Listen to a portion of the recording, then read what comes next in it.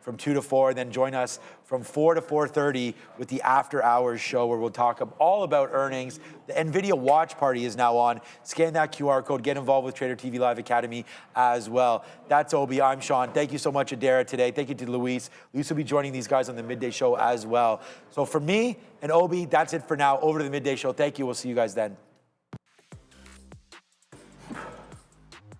Try to take this thing one more time.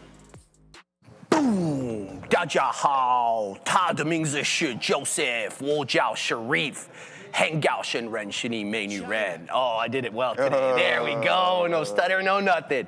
What's going on, everybody? Let's say hello to everybody in the chat. I hope everybody pseudo understood what I said there. Shout out to Jody. Shout out to Donkey Trader. I grow fighting. I haven't seen you in a minute, man. Callum Mitchell Miller, Black Hawk. We got Mohammed Naeem, which means smooth in Arabic, by the way. Mprex, Adrian, Patterson. We got Juan. We got Pete. We got Chemical City Kid. Shout out to Mr. Optimistic SoCal, like that. Shout out to Lee, the conductor, Dad, for FPV. We got Metacow, like that. Sahil. We got Stock of Money. Shout out to Jay Koingi and Adam James Abroad, a.k.a. the prickly one. Shout out to Jacques, Aaron Trader, Notorious Dinkelberg, Pyro Fireworks. Yes, Nvidia is breaking. D. Westermeyer, look what he said to you. Joe, you have taught me a lot about options. Made 10 times daily goal on 22 AMD puts. There you go. You're getting love from Mr. What do you call it? Mr. Midwest himself. Buffalo Soldier, Cass Minty. We got Pizza Gang. We got Melinda. We got Radia. We got DR Valorant. Zinvesting. You know I love you. You know I love you, right? Absolutely. You gotta plug into Unity, Mike. Oh, you know I plugged. Do you see where I got that one from? Yeah, you did, because I did that to you yesterday. Shut up. Hosann, LRMR. What? Yeah, it was funny because I didn't stop the stream. Look at it's like still going and I can't hear myself. So that should have been my first tip that I wasn't plugged in. We got Rook, Mike Learn. Shout out to who else, man? Let's see, Winnie the Pooh Guru and Heart to Heart Media. Good morning, Joseph. Yes, sir. Good morning, everyone. I hope everyone's had a pretty good start to the session. There's been some high-quality opportunities, and I hope some of you got to take advantage of them. I'm watching Circle. No, oh my God! Just pull the trigger. Just pull the trigger. No hesitation, nation, man. We got to we got to just take those trades. It's not hydration nation right now, even though we got our tea going on. Aside from that, guys, I hope everyone's had a fantastic morning. A lot of opportunity. Bitcoin continuing to climb here. A nice steady uptrend. Circle has been a little bit more difficult to navigate. We'll get involved with that here momentarily. NVDA, Katina Man taking advantage of that one earlier this morning. But let's get right into some of these trades. We're going to kick things off. And I believe I only traded 2 names here this morning. And we're going to start it off with NVDA. Excuse all these dark pool wicks. I'm not going to eliminate them all. But I was long here. And I'm like, you know what? I believe that we can break this 195 mark, even though there's substantial size on the options chain. I get a pop up into there, and then this move back was just too aggressive for me. I had to take the break even stop out, and I didn't re-engage. Frustrating myself, but that's okay. Because then we go over here, and I'm like, you know what? We can't allow that to happen twice, all right? We made the mistake once. We're not going to allow it to happen again. Just re-engage. So sure enough, what do? I'm thinking circle short. Obi was thinking the same thing there earlier this morning, and I'm like, all right, let's get involved. We started to form a double top on the lower time frame. So this is where I first was thinking, I'm like, oh, okay, we're testing this level. So you can see here on the 1-minute chart, we get that push up, failed to construct a new high. And then on this move, I'm like, all right, let's see if we can break this support level of $73. Sure enough, it does an additional grab, but what happens? Shreve, we were just talking about this. Establishes an additional lower high. And I'm like, all right, let's get involved in this one more time, and see if we can get that move to the downside. And we were fortunate enough to participate in that end. I had literally 4 times the amount of shares on this position than what I had on this one. Okay. So we got that move, and then I got stopped out a fraction right here, but I did reload somewhat aggressively what I had on this position. I added back for the crack of the low of the day, but that wasn't the case. It came back against me, and I'm like, oh, that's no good. So we give back a little bit of realized and my unrealized. So it is what it is, but circle definitely being our better trade on the day. We're still holding on to green, but we're looking to put on some more risk here, guys. All right, guys, got to tell everyone something. Everyone, the wait is absolutely over. We are now live at tradertv.academy. We've done the work, Joey, to get the platform ready. So now it's actually your turn to step inside. It's time for you to no longer just watch us trade, but to actually learn the foundation we built everything on. An introductory offer of $480. Scan that QR code or visit tradertv.academy now to get started. Shout out to the great folks. Okay, we got disconnected. Shout out to the great folks there in the back end who did a lot of work on this project. We are super pumped.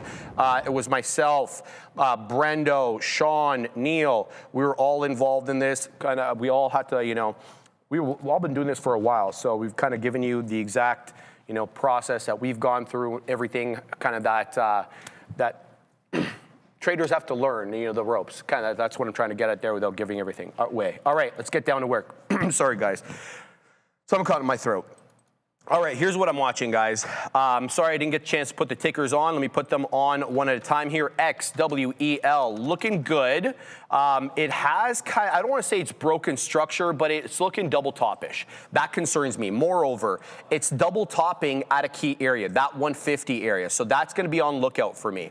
Whether or not this ends up being a double top, I'm looking here for a neckline break of the double top at around 120. I want to say 120 to 125.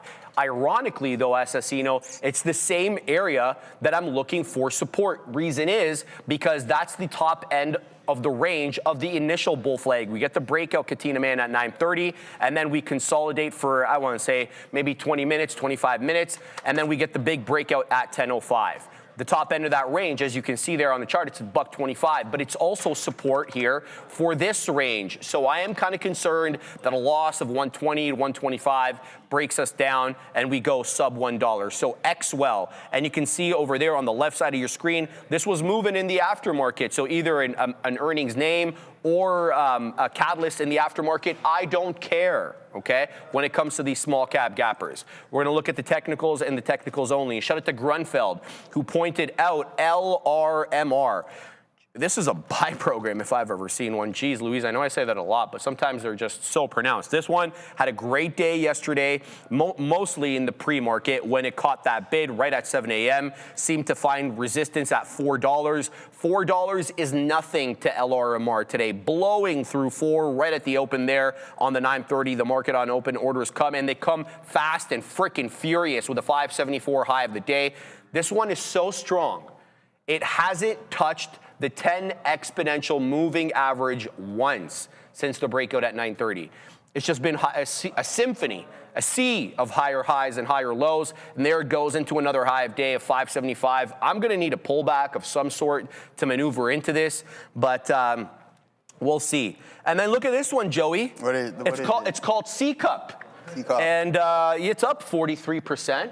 Yeah, well, 43% over here, nothing to sneeze at. We're going to put in the ticker for C-Cup over here. And this one is a derivative. So it's a circle derivative, right? And let me just give you the exact amount that it's up. So it's 200%. 200% daily exposure to equal 80% of at least net assets. Okay, so they have 80% of their net assets in Circle, and then I guess 20% is elsewhere.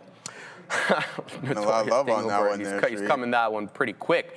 347. 340 seems to be the actual technical resistance level, but the high of the day is 347. It breached VWAP momentarily and then was able to retrace right back above. So C-Cup in focus today. We're going to keep an eye on that. CRGC, I'm pretty sure this is similar, if not the same. Let me just have a quick look here. Yeah. This is for the investment fund. Fund seeks result of what? The characteristics of a combination circle. So this is another circle one. That's why they look so close. So CRCG, and then C-Cup are basically both circle 2 times leveraged ETFs. And then you have Triple C. Let me just make sure this has nothing to do with circle over here. Henry Cejudo, eh? Triple C. I know there's a lot of C ones. No, this is Intelligent Solutions Holding. It found an aggressive bid right off the bat. In fact, it looks like it was moving earlier at around, I want to say 925. Looks like it broke out before the open. In any event, it seems to be putting in a bit of a rounded top now. That concerns me. I'm a buyer likely at 610. Let's see if it makes its way down to VWAP. I don't think I'll be a buyer at 6. I kind of will insist that it hold up at around 610 because that's where VWAP is. That's what I'm looking at there, Joey. Not a whole lot to choose from, but I didn't really have a full look through the watch list. So if there are any, Danny Patel. Danny Patel, yeah, no love, eh, Joey? Okay, yeah, we read through the messages now. What's Patel saying? He's not giving I you don't any know love? what you're talking about, Danny, in terms of no volume, brother. You're talking about maybe CRGC, this one here, a little bit light on volume. I think we've got decent volume, 730,000, 400,000, 300,000, all shares per 5-minute candle, which isn't too bad. Let me know what you mean there, Joey. But what are you looking at, my man? All right, good stuff. I'm involved in here. I'm involved in some TQQs. I don't have any of the size that I really want. I'm okay with averaging into the volume-weighted average price. So I'm going to put on some more size. Good call. If we do get that pullback, all right? So we'll keep our eyes out on that one. I was thinking about adding a short here on Circle, but that doesn't seem to be the narrative on today. This was it, and then now we're continuing to climb higher. Bitcoin was on my radar, didn't participate in the long, and then you've seen what happened to us on NVDA. This is Devin Haney, paper hands that one there. So that's unfortunate. We haven't pulled that one out of the hat in quite some time. Sure. I can't wait to see that guy get dropped again. I don't even know. Does he have a fight anytime soon? No, yeah, obviously he's scared. I mean, Ryan Garcia said he has PTSD, so from the previous fight. So he caught hands, bro. You got beat up. He charged him with assault. Yeah, that's so crazy. Sad. That's crazy. Sad. So TQQs, guys. And he's suing his girlfriend for all the gifts. Did you see that? He bought her probably $300K worth of diamonds, Hold on, purses, Devin and stuff. Haney bought his own girlfriend. Yeah, I thought you said Ryan's girlfriend. No, and now he's suing his girlfriend for the gifts back. So.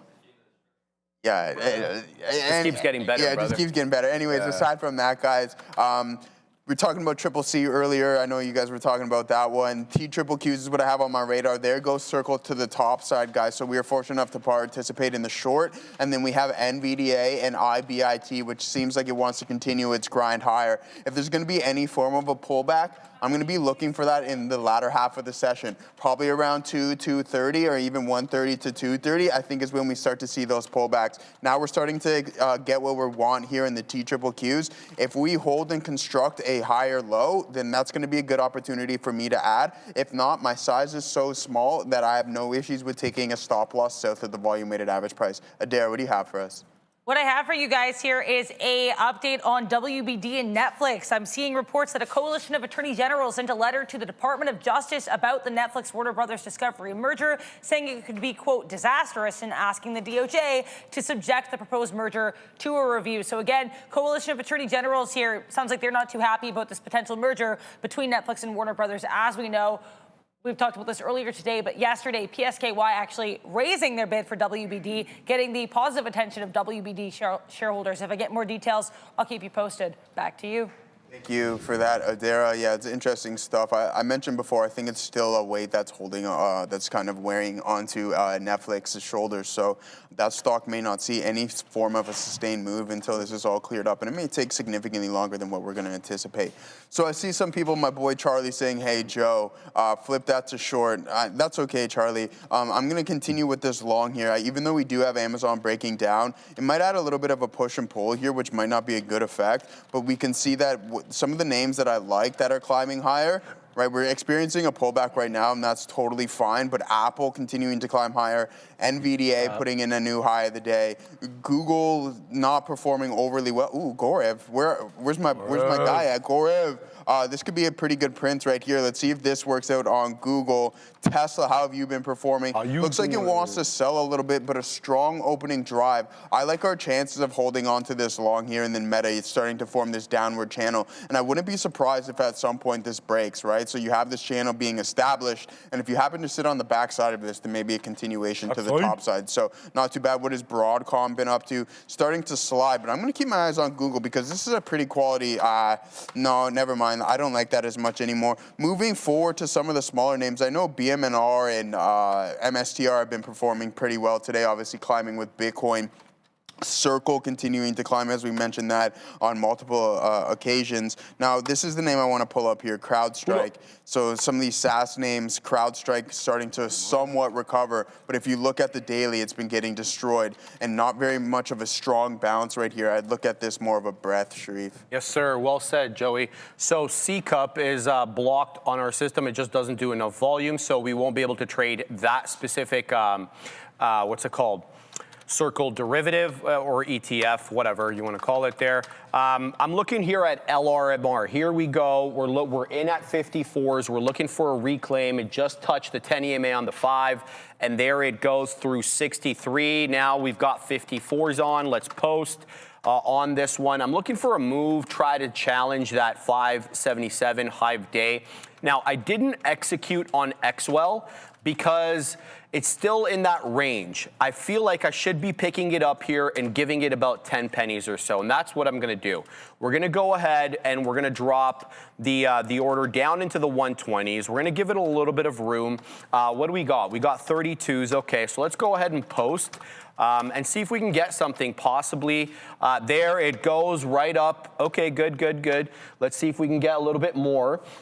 It's still in the range, so I should probably look to establish some money-filled dip trades. I'm talking below the 30 penny level. That seems to me where the money fills are coming. At least that's where they've been coming since, I want to say, 1035 when we dipped into that level. So let's go ahead and post just a little bit below that 30 penny level. I'm not going to go too far below, you know, just try to put the odds on my side here. So we're in a couple of trades now, and there goes LRMR. It took out all my orders, 69 included. Let's go ahead and post at 73. It's not immediately challenging for that high of day at 77, and that's where I'm going to put the next profit taker into that high of day. So by definition, to get that top profit taker, we're going to need a high day touch. We don't need a high day clearing for now. We're going to need a high day touch. So let's keep an eye out on this one. LRMR looking real good to the tune of 53 1/3. XWEL, what's that thing up? Okay, so XWEL is the leading gapper in the market far and away. It is up 257%, coming from the closing print yesterday. I don't even know where the closing print is. It's so far south. For 30-something pennies, 38 pennies. So reclaiming the dollar, or claiming the dollar, I should say, in the aftermarket yesterday, got up to about $1.10 and then dropped back down when all was said and done. In the aftermarket, it closed out at 98 pennies. I don't know where it traded in Blue Ocean. I'm just talking about the regular, well, aftermarket regular trading hours this morning. It sells off a little bit in the pre, then that 935, 930 candle comes in and all hell breaks loose to the upside here on XWEL. It's bull flagging. It doesn't mean it won't be without bamboozlement, right? Dropping down, probably stopping people out. So we're going to keep an eye out on that one. LRMR treating me well here into the high of the day. It goes again. We got everything filled except the 77s, which is that high of day test. We go ahead now and we're going to post at 88s and see if we can break, number one, the high of the day. Number two, can we get up into that level, and what kind of selling are we going to encounter there? So a couple of trades on at the moment. Both small cap gappers true to form, of course, Joey. But we're going to look to be executing, guys, possibly here on Circle. Because when you're up 23% on the day, I'm not saying you're a small cap gapper, but you're clearly very, very strong and trending in a way that I like. I will have to deal with the spread right now, though. It doesn't look too bad. 4 pennies, 10 pennies. We're going to keep an eye on the spread here on Circle and then kind of decide how I want to weasel in. But that's what I'm looking at right now. All right, let me call out a couple of other ones because my man there, Commodity King, did call another one earlier. Double XRP. It is light on volume. It had a bit of a tough day on Monday, consolidative day yesterday, and a good recovery day today. But as you can see on the black charts here, it is sparsely traded. It's okay. XXRP has done on the day 1.57 million shares at $4.73 at 11.20. It's not great, but it's not bad. It stays on the side chart. RYAM looking good. Shout out to, I forget who mentioned this one to me, but thank you for mentioning it. 820, it looks like, or give or take. It broke out. I guess that's when the news catalyst came in. Again, guys, I don't care. There's the bull flag, and there's the 930 continuation above the 875 pre-market high. And when all was said and done at the high, no, well, it's not done. We're still intraday. 1034 high. It's coming back in to that $10 area. 10 EMA on the 5 is around 1010. I'm looking for 10. Let's see how this one does. RYAM, not a bad look. It is up on the day, 41%, having traded a little bit less than 4 million shares. Looking a lot better than some of its counterparts, though, Joey. So that's what we're looking at there. And there goes LRMR taking out my 77 print. There's a new high of day on this one. It is 82s. Shout out to the year I was born. I'm old AF. I get it. But I like the number 82 in the same way that I like number 25, Joey. You like 25? I like 25. All right, 25. I think, so 16, I wore 16 my whole life. West, sorry, brother. Yeah. Well, we can't forget West, y'all. Yeah, he's the one that called out RYA. We'll hit this for West, my bad, brother. Mike P. DeRider, currently on 4 accounts in the chat, too, so you're not going to miss out on Mike Philip DeRider. Then we have Michael P. DeRider, and then who else? Mike P. DeRider. I love Guy's comical. Yeah, I mean, there you go, 4 accounts in the chat, just in case. You're not going to miss that guy, that's for sure. In all seriousness, what was I going to say? I was going to mention something, but it totally slipped my mind. Maybe I'll come back here momentarily. But aside from that, guys, the TQQs, I told you that we're involved in this light work. We want to add substantially right at VWAP and see if there's any forms of indecision. You have an aggressive pullback here in NVDA, so I wouldn't be surprised if we really start to see some momentum pick up to the downside here in the T-trips. So yeah, we'll keep an eye on, and the T-trips, man. Let's see what else we got going on. What is Tesla up to? Google did put in a nice print.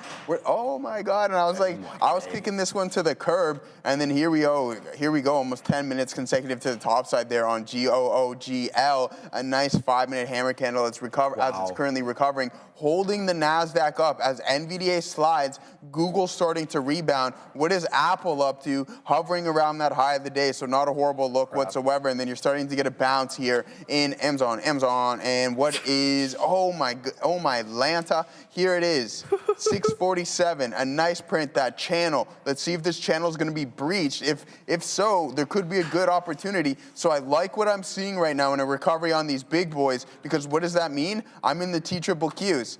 We can get involved. We can put in some more shares, and we can look for a continuation on today's earlier trend. I think that's going to be the case. That's why I'm putting where my money, where my mouth is, and I'm going to post up at a lower price just with the majority of my size to see if we're going to get that rebound there, brother. There goes LRMR taking out all the levels, taking out my orders, 605 high. We wet the beak, 599. It's a 605 high. Now the question is, Joey, we need to get more size in there. This one feels good. Look at this one, Joey. Oh, bang. Look at that, right on the bottom. You know what I mean? That was a 10 EMA on the 5, guys. That's why it's bottom wick there. It quickly glanced at the 10 EMA and then rocketed right back up. But guys, Circle continues to go. It is now up 24%. I'm gonna have to put CRCL on the watch list here because C-Cup is not tradable. 76.35. We just got into the high of the day. This thing is a freaking monster at the moment. I'm going to be looking to execute here. I'm not exactly sure how, when, or with what size I'm going to be executing. I don't know if I want to wait for a 75 drop. It's far and away. It's getting really far away from $75, but that's kind of 75.50, 75 is the area breakout that I'm gauging, but it's at 76.35. So I'm going to need to wait for a deeper pullback, but it just keeps making highs. It just keeps going. 76.49, circles on the rampage to the high side. I wonder what the short float is on this thing, bro. Let's find out from Perplexity. Perplexity. Show yourself, Perplexity. It just got into another high day. Short float on CRCL. Show me. Let's go, Perplex. Now, this stuff is usually about 2 weeks old, give or take, but it gives us a last. Okay, short float of around 11.7 to 12.5 with around 2 days to cover. Recent short interest update showed that around 22.75 million shares are short, representing about 11.71% of the public float. How old is this information? How old is this info? Hurry up. We're doing a show here, bro. And it's We're doing a show here, Joey. January 30th, 26. So it's, yeah, could be, it's up to a month old, so you never really know. Probably a lot of people have been blown out now because, well, we'll have to look at the daily chart. In any event, up almost 25% here. I'm looking for a possible entry on it, but not at these levels, Joe. All right, good stuff. Shout out to my boy Dragos over there in Chicago, one of my favorite American cities. Well, I've only been to a few of them, but it's going to be at the top of the list there for me. So shout out to my boy Dragos, a big fight fan as well, too. We like that one, guys. You can see we're getting a little bit of a pop in NVDA. People are asking me short Tesla, but I'm just thinking, what is the overall market doing? Meta's getting a sustained bounce. What the, these prints, where's our guy Gorev Los Polios? Check this out on the 5-minute. Let's go back here so we can get VWAP in our data and we can actually see what we got going on here, because this is a massive teller of where this specific print is laying. The teller. And okay, yeah, that's not accurate whatsoever, I don't think. So yeah, a nice bounce right there. And this is what we were talking about earlier, the channel break. And then now you're on the backside of this trend here in META. And it's the exact same thing here with Google, a nice sustained bounce. And I like our chances for a potential breakup here in the TQQs. We can head maybe towards the high of the day if this strength is sustained. But we need a lot of the participants to obviously to move together and move in tandem. So there it is, NVDA starting to slowly recover, forming these higher lows, and this is what we want to see consecutively throughout this trend if it's going to hold up leading into the earnings report. With that being said, you know what we're going to do. What are you going to do, Joe? We're going to look at the sectors? No. Almost, my boy, man. Yeah. Assassino, he's quick with it. I got to tell you, man, Assassino's markedly improved, man. On the keys, yeah, he's there. Quick with those. He knows where everything is now. Get this guy punching hotkeys in there for me, because I a little hesitation on some of them. But here it is, guys. Let's pull up NVDA, and this is what I was thinking here. I mean, this $200 mark starting to grow, but before we even breached 195, I'm like, oh, okay, this isn't good. I wasn't in love with this. I thought that we would see a little bit more of a rejection, but you can see that these contracts are now currently underwater. Now at $200, also where that's starting to go in size, 109,000 contracts with 57,000 open and close on today's session so far. And we're leading into the earnings report. We were talking about the expected move yesterday. It's sitting around 7.9%. We'll double check a little bit later on in the day, but that's why I got my eyes on NVDA, and that's why I'm going to stay within the T-trips and see if we can get a nice move to the top side and get a retest of the high of the day. Other than that, guys, it's been cool. Circle has been the most definitely my better trader on the day, keeping us green. This was an ad that didn't work for us, and that's totally fine. But initially, we get stopped out of our initial position, and then we're fortunate enough to catch a couple-point move to the downside there in Circle, as it is also now around its high of the day, too, Sheree. All right, sounds good, Joey. We just got into Circle at 53. I'm looking for a hold of current bar low. I'm charting on the 1 here. So prior bar low, oh, no, just opened a new candle. So the 1126 candle, the low of which was 27. The 1127 candle, the low of which was 28. So it held higher lows. There's a seller here in the 60s. There it goes, taking out all my orders. Look, oh, not all. Waiting for 88s. We've got 53, showing 76. Let's see if we can test that 83 high of day again. It's a good move here for Circle into the $0.75. It is finding resistance at the $0.75 right now, in and around this area. So 70, 75, 77. Give or take. Let's see if this one can kind of test the high of the day. I'm packing the patience. We'll see what we get on Circle. I'm still holding here, by the way, some on XWEL. It's still within the range, but I don't know how I feel about this one at the moment. I'm going to give it a little bit of time. We're going to give this one some time, but I am a little bit suspicious here of XWEL. If there's one positive thing that I can say about it, it is putting in higher lows on the range. Right? So if you're looking for the kind of the trend pattern, it feels like it is putting in some higher lows. So that's what I'm kind of looking at now. We'll see if Circle can also hold up. It's losing the $0.50 pretty quickly here, but you know, with the spread the way it is, we're gonna pack the patience and keep an eye out on that one. I also wanna work right back in to LRMR because it's holding prior bar low, and that's usually a good sign, especially when you get in to a key technical resistance level like the whole $1 or $6 level. So we'll see if this one can kind of work its way back up into that 605. I just want the trade on Circle to resolve here. I feel uncomfortable trading these. I gotta tell you the truth. because it's just not my moat, right? Yeah, are you short Circle right now? No, I took it okay. long. I made some money on it. Okay, but that's good. Yeah, it's a little I just feel tougher uncomfortable right trading anything other than small cap gappers. I just cut the crap, okay? Okay. I haven't done it in a long time. I think it's going on a year and a half. I don't even know how long, but it's been a minute.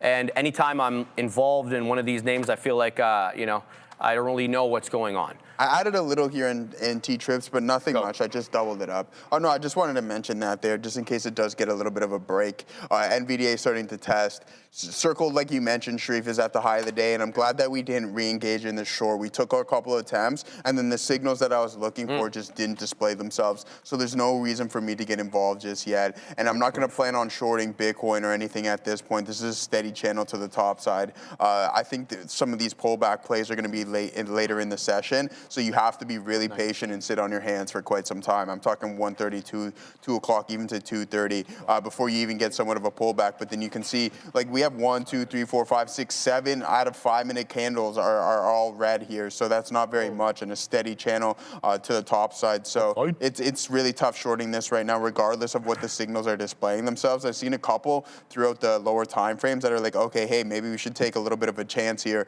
But so far, they just keep getting blown past.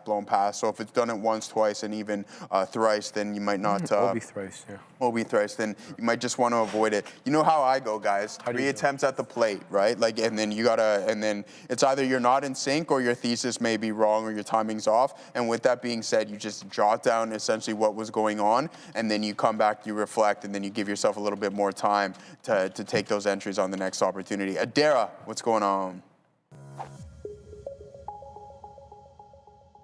We have some kind of interesting comments from Fed Schmidt, so I'm going to start with those. Nothing super market related, but I do think worth noting as we do await now, roughly 3 months away or so from that transition of power at the Fed. Fed Chair Powell is going to be having his term ended, and Kevin Warsh has been nominated to replace him. So Fed Schmidt speaking on this a bit, saying that the Fed system has, quote, layers of independence, and that politics do not enter Fed policy debates. Furthermore, saying, though, that Powell is a patriot who wants to do the right thing for the nation. These are his words. So Fed Schmidt speaking very highly of Fed Chair Powell in his final months as said Fed Chair. I want to talk about CRCL briefly to kick off the crypto segment. There's going to be a lot more discussion of this, I'm sure, during the afternoon rundown, so definitely check that out at 1 p.m. But in the or I guess the news rundown segment. But in the meantime, I mean, CRCL, nice. $2.7 billion here in revenue and reserve income for 2025. Net income actually slightly red for fiscal 2025 for Circle. They did report a loss due to its IPO, but adjusted EBITDA and a nice look both the quarter and the year. This infographic isn't even on X yet. It'll be posted later today, so you guys are getting a sneak preview. Now, Bitcoin, BTC, knocking on the door here of 68,000. Looks like we actually made a high of day of 68,100, according to TradingView. We're taking out not only yesterday's action, but all of Monday's price action. We're nearing on taking out the entirety of even Sunday selling. So let's see if BTC can continue to push higher. Most recent level of resistance here would be Saturday's high. That's around 68,700 more or less. So we're roughly 600, 700 points away from that right now for BTC. Let's see if it can continue pushing higher. Ethereum, nicely above that 2,000 level, taking out probably the last week or so of price action. So ETH and BTC both rebounding in a big way. Back to you. Something I'm not comfortable doing. Yeah, and you don't want to get mad at the fact that you did it after you're exactly. like, oh, no, because then you end up making money on it. You're like, oh, fantastic, but you know, could have went the other way, right? Exactly. Yeah, but yeah, I mean, this thing's absolutely monstrous, and there goes the NVDA up to 196.65, a new high of the day, as it's just helping drag the market up with us. SoFi saying Commodity Kings. This guy's the ultimate shout-out machine. Shout-out? Shout-out. Let's see what SoFi is. Yeah, I mean, that's looking pretty good here too, brother, as you're heading towards the key resistance zone. That $19 mark, I swear this name was like around, I thought it was around. Okay, yeah, so $17. A nice print right here on SoFi. That's not horrible whatsoever, but we talk about these trend line breaks, right? So it may take some time, but it's looking pretty optimistic right now if you ask me. So there's a nice little move on SoFi to the top side. The market's somewhat strong here today. What's our good friend Robinhood up to? A break of trend. I mean, this is waterfall-esque type price action. Now we're starting to form this consolidative zone around these lows, considering we were down 56 to 60% here in this name. So a nice little break, and this is some form of relief, even though it's not much whatsoever. You're only up about 10% off of these lows, a little less, Shreve. Yes, sir. LRMR continuing to go here. We're going to keep an eye out on that. And by the way, I was able to find, so I had two Circle leveraged ETFs. One was CCUP, and the other one is CRCG, the one on your screen. CCUP is blocked on our system. CRCG, I guess maybe it does a little bit more volume, and therefore it's not blocked. So we're going to keep an eye out on this, and I'm going to look to execute on CRCL on CRCG. Alas, we take our first L of the day, Joey. XWEL breaking down below the range. It is now on, you know what, whose list? If you've been around, you know. Look, I'm going to give this one another look at the volume weighted average price. I'm talking about that $1.15, in and around $1.15, $1.10. Okay, so we're going to give this one the, we're going to leave it on the side chart for now because it's up big, right? It's up 230%. So this could be on a lot of people's radars and could make its way back. So leave that one. And it doesn't feel good getting out bottom wick there, but hey, you got to put your stop somewhere. And it looks like it's recovering. Yeah, John, I responded back to you. Have a look at the chat, brother, because I was just asking why it was moving because there's no catalyst, but I'm assuming it's because of Nvidia. John is talking about SMCI. And SMCI is up nicely, 4% on the day. I don't personally see a catalyst, but again, we know that it's Nvidia earnings day. There's some power, Supermicro Flex AI compute for grid demand. Supermicro is collaborating with C Power Energy and Bentos to integrate AI compute infrastructure into demand response programs. The company has completed a joint demonstration in which grid market signals were routed through Bentos orchestration platform and SMCI GPU servers, enabling rapid workload adjustments to support electric grid flexibility. That's the catalyst there that I'm seeing. You know, it looks like it's being received well by the market here. I've got really nothing more to say about that, though. Yeah, I'm trying to work back in to hear LRMR because look, it's holding the trend. So what I'm doing is prior bar low ends the trade. Okay, if it loses prior bar low, I'm out. Prior bar low is 592.5. Let's go ahead and do that. I'm gonna give it right there, and we'll give it a little bit of room. So let's see if it holds prior bar low. It's putting in some topping tail candles as expected in the 6. So we'll see what this one has to offer, and we'll also be looking at the one I just mentioned there, CRCG. This is the Circle leveraged ETF. It's 2 times leveraged ETF. Let's see if it can kind of work back into the high.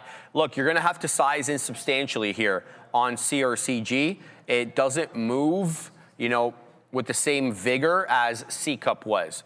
So you're looking for pennies here off, for example, the breakout area on CRCL, $76. On CRCG, $206. And the high of the day on CRCL, 77.37. The high of the day here is 213. So definitely a little bit tougher of a mover there. But we're going to keep an eye out on that one. Oh, just got stopped out of LRMR. It did lose trend, so we will give back a little bit there. But I'm going to be looking for more on LRMR at around 575. I'm probably going to put some money fills into the 80s. Let's go ahead and wait there. I'm going to wait at around 88. See if we can pick up some at 88, and I'll be looking to defend the 10 EMA on the 5, which goes into that 75 penny area. So let's go ahead and wait right around there, and I'm gonna put all my orders to shadow the level that I like. Front running it, of course, as I typically do, to try to pick up some in the area of illiquidity.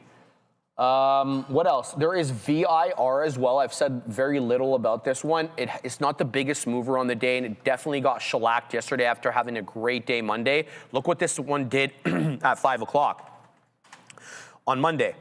Closed out at around 725. By around 6:57, it was up 82% to 1350. It gave back almost the entire move, not quite. Yesterday, got into around 950. Today, we're back up 1082 high. Definitely an inside day relative to yesterday's price action, but VIR will be in focus, 1082 high. VWAP on VIR around 10.25, 10 EMA, basically right here at 1050, 1049. So we're gonna keep an eye out on that one. as well. Just got into here, LRMR on the dip. I'm looking for a little bit more and a move back into 6. So that's what I'm looking for there. Anything else? Let's have a look. Man, my goodness, WDC's up 9.5%. LITE, guys, that photonics company, these are microchip names, up 8%. A lot of strength in some of these, you know, lesser known microchip semiconductor names. So keep an eye out on those. And Bloom Energy. Oh, Bloom Energy, you golden goose, you beauty. Another all-time high on the OG Bloom Energy. It's a gift that keeps on giving, Joseph. Where the hell is my chart? Show yourself, chart. There it is. I gotta look all the way back there, Joey, like a crazy person. Yeah, there goes Bloom Energy into 178.50. That's the high, showing 177.20 now. Look at this bottom. Look at the wicks on this. Can you tell there was resistance here? Yeah. And then look at like the other way. Look at it, dropped into 143 this morning. Look at this, man. The price madness on Bloom Energy continues. But hey, man, it's still going, and as long as it's going, we're gonna hold it, Joey. Absolutely, I love hearing that, my boy. Yeah, who is this individual? Press play tunes, like the stream, guys. Thank you very much, much appreciated. I was listening to some Easy E. When you guys put me on screen, I had that Easy E bumping. Yeah, just trying to get in the groove and in that flow state. So yeah, that's what we got cooking on. We got the English breakfast tea as well. If anybody was curious on what we got going on here, the English breakfast. But aside from that, you can see that we're in some TQs. We doubled it up right here. I wanted to get some more involved to the point where my average would be probably around 35s or so, a little bit less. But that doesn't seem to be the case as NVDA is putting in a new high of the day. It's buying these micro pullbacks essentially on Circle right now, Sharif, as that thing is now put in a new HOD. Phenomenal stuff. Bitcoin looking like it's forming a bull flag at this high end of the range as well too. I like what Obi says, and I completely agree.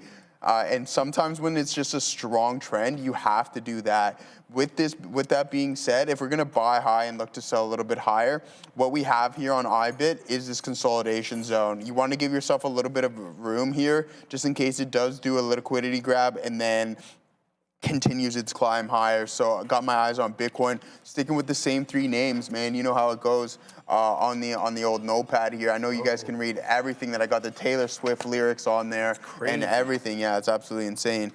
So no, obviously being highly sarcastic, but no, it's just formulating and just trying to come up with a game plan here this morning and see if we can find anything cooking. We were fortunate enough to get that circle trade working for us here. And then I seen IonQ put in a nice print, but I don't know if I'm going to try to take this short. Yeah, no, it's closed as a green one. So this is what I'm thinking. You have a double top here on IonQ, but look what happens on the lower time frame. Pop off to the top side there, so not too bad of a move. And this is telling me is a defense, right? So even though we have the inverted hammer candle on the 5-minute time frame right here, as soon as you get that pullback and then you see some form of defense step in, bro, Circle's ripping, Joey. Yeah, it's going. Are you in it? Yeah, we're back in, man. At the third of a dollar, there goes Circle into 78. We got 77.34s. It is really going, guys. This is a small... I was thinking about buying it too. Would you get in at 77.34? Nice. I did, yeah. I did because I gave it to 77s, Joey. I saw the strength. It had a doji candle. The candle prior to this one on the 5 was a doji. Let's see if we can take out here some in front of 78. It's not immediately. Give it to me as a result of the spread. There it goes into 99s. It's still not giving it to me, dude. So we're just going to take it here. There we go. So we'll take 96s. There you go. Circle is really going, and so is XWEL. Circle's on the rampage to the high side here, guys. Very, very strong. Get it, Joey. Very, very strong at the moment here on CRCL. But there goes XWEL. Limit up, guys, is 160 on XWEL, showing 58s. Very strong. Ah, man, I got bamboozled out of this one. That sucks. XWEL is insanely strong, man. I'm also in LRMR. Pardon me. I'm looking for a hold here on LRMR. It's going to have to hold at around 75 pennies. We've got, what do we got? We got 82s on at the moment. It's dipping against me, and I did add into this one, so let's be careful. But there goes Circle into another area high, into, woo, Ooh, we're gonna hit it, Joey. We're gonna hit it, bro. What? Yo, look at this thing go. It's absolutely parabolic right now. Oh, it's really going. The breakout is on right now on CRCL. Look at the volume step in too, bro. It's picking up, man. Good call on that, actually. Yeah, I know you're about that life, that volume life. Circle, very strong, guys. Be careful trading this, though. It's a volatile one, but it looks very directional right now. Very, very good on CRCL. We're going to look to get in a little bit more here. But for now, I really want to manage the trade on LRMR as I'm out of the money and I've sized in. Joey, what do you got? Same narrative here, man. This is slowly starting to work for us. We were talking about that curl over here in the TQQs, and I mean we have NVDA at a high of the day, and this is this is me thinking out loud, right? So essentially what we have here is some of the larger participants. Here's Apple, a strong trend to the top side. I mean, you do have some pullbacks. We're experiencing that right now. Microsoft relatively weak. But when you have that pullback and the market is holding up, and then you have a participant like, a company like NVDA that's continuing to climb higher, right? And then these start to formulate a bounce. There goes Google. So it's just a matter of time. It's just a lagging indicator, essentially, that, hey, we might find somewhat of a pop in the overall market. And that's what I was thinking. Because considering they're selling, these tech names don't always trend to the downside. And when they do, it's relatively weak. But I don't feel like that's today's session's narrative, okay? So when we get that bounce, sure enough, what's going to happen to the overall market? You're going to see a bounce and a breakout of key support levels, key resistance zones, and then that's when you get that test of the high of the day, which we're currently almost at. And by the way, I don't have a fraction of the size that I want on this trade. Right, so it's unfortunate. I should have got the lower end of the range or right at the volume-weighted average price touch. But I do like our chances if we continue on this pace. Then I do like our chances of potentially testing that high of the day. I don't care about the size that I have right now, so I'm just gonna diamond hands this all the way to the target, and that's at 70s. Okay, so the smaller size, larger move. Go NVDA, says Los Polios. That's correct. Boosted Red Sport. Can we put a poll up on Nvidia earnings? Yeah, already done. Fabian's on the way to do it, man. He asks, he gets, bro. He's already ahead of you.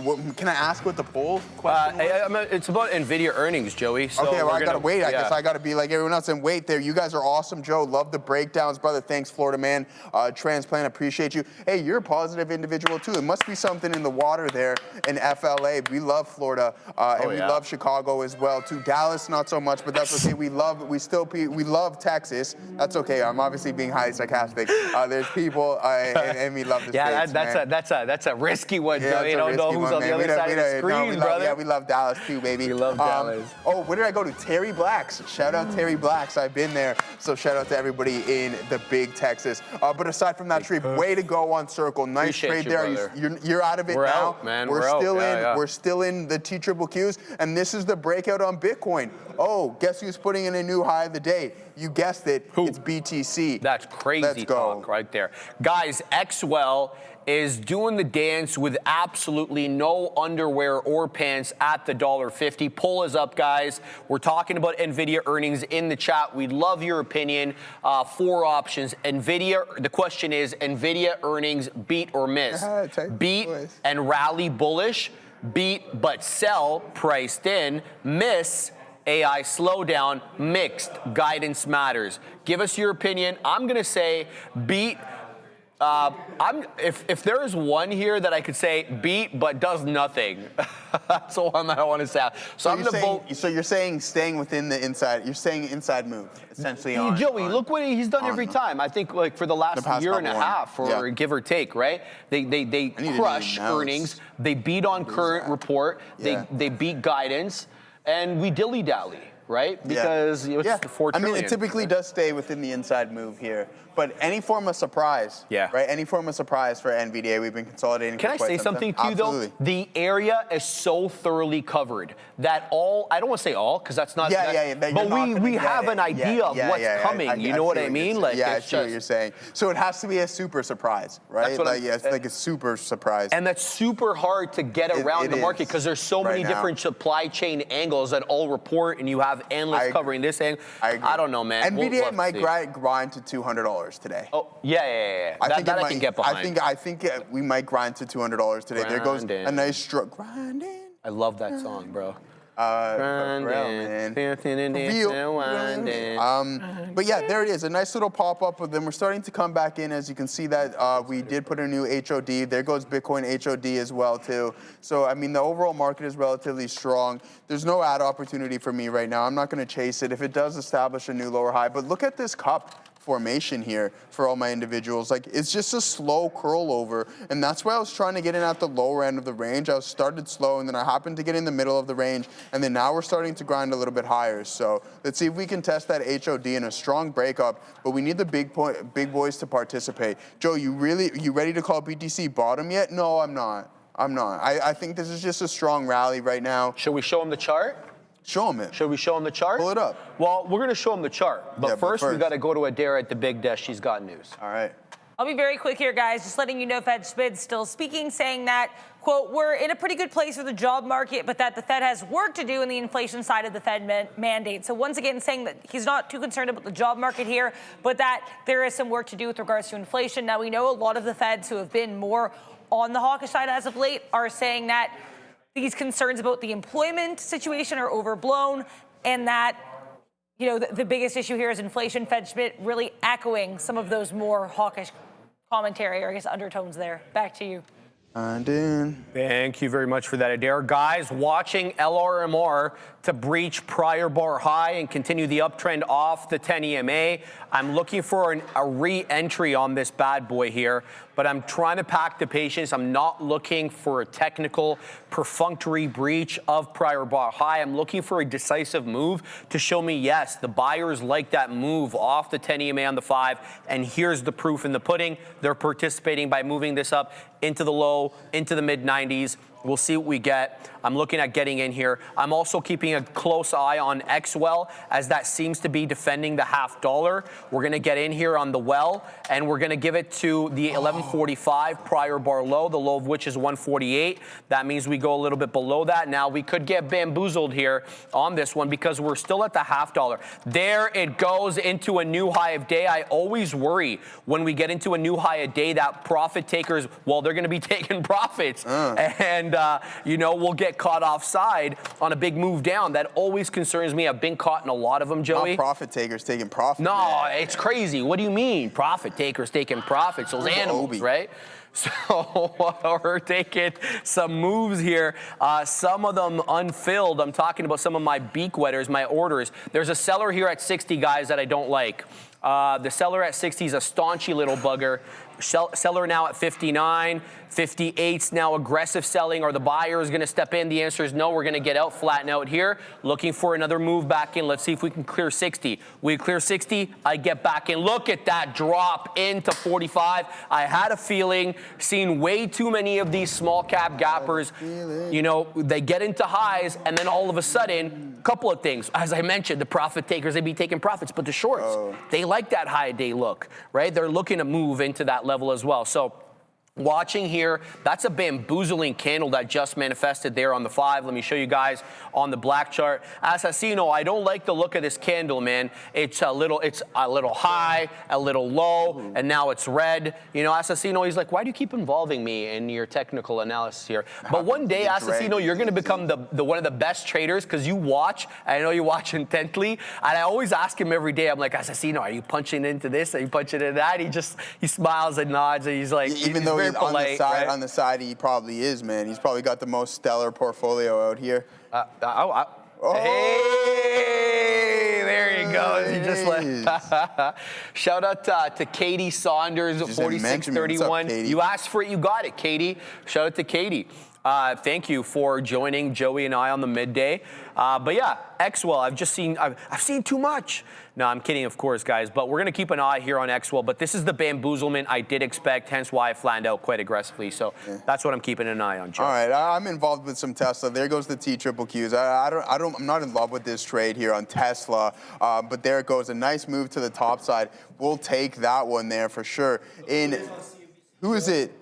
It's our friend. It's our good friend Deirdre. But yeah, nice look there, guys. Let's take a look at where I'm involved here on Tesla. I haven't traded TSLL in quite some time. You guys know that I've been swaying away from some of the big names, but with the market continuing to climb higher, I'm like, hey, let's get a little participation trophy here going on in Tesla. So that's working for us right now currently. And then we have the QQQs as well, but just not enough size in this position that I would like or am I satisfied with. So we just have to take a little bit more. Who is it? Yeah, Katie Saunders. What's going on? We mentioned you. I hope you're having a fantastic day. Whether you're just sitting back, relaxing and watching, or actually trading yourself, I hope everything's going good, or you got other things going on. But glad to have you, and glad to have everyone here in the chat as well. There goes Gorf. SPY already well above high of the day while the Qs are lagging. Yeah, I mean, if we get another leg up here in some of these big boys, so what we'll do is when I'm looking at here on Teslas, I've seen these prints on these around the lows, but we have this trend line that we're continuously running into. If I'm fortunate enough to be, I'm positioned really well, because as soon as it breaks that low, then I just get out of the trade. No issues, right? We give back some realized gains, that's fine. But also, if I'm fortunate enough to get a breach of this trend line, I think we can make that move back towards the volume weighted average price. And as I'm saying it, the market's starting to pull back here. Circle is really strong, so just go with the flow on that one for now. Don't go against the grain. Let's see if we can get a sustained move. I would love 65s in TSLL, and I would love to get into 5170 on the TQQs as we are starting to pull back. So it's not the best look. No. See, look. So here it is. We sit in this trade for quite some time, and then we just give back a big portion of it. That's a nice bounce back up. I like that. So we have signs of strength, okay? So we had this consolidation. We break that. Now we're holding this level, but I just have a hunch. Now that we've formed this shelf, I think that it might break a little bit lower. Then you want this retest of 46 to hold. And if that isn't the case, considering I'm so far in the money, or I wouldn't say far in the money, but I've been holding on to this for quite some time, there's no point in me taking a loss on this trade if it does come back aggressively, all right? So we do need a lot of the bigger participants to really kind of start moving in tandem as Meta's starting to climb higher. That was a beautiful print. Google getting a small pullback here probably helped dragging the overall market down with it. And what is Microsoft up to?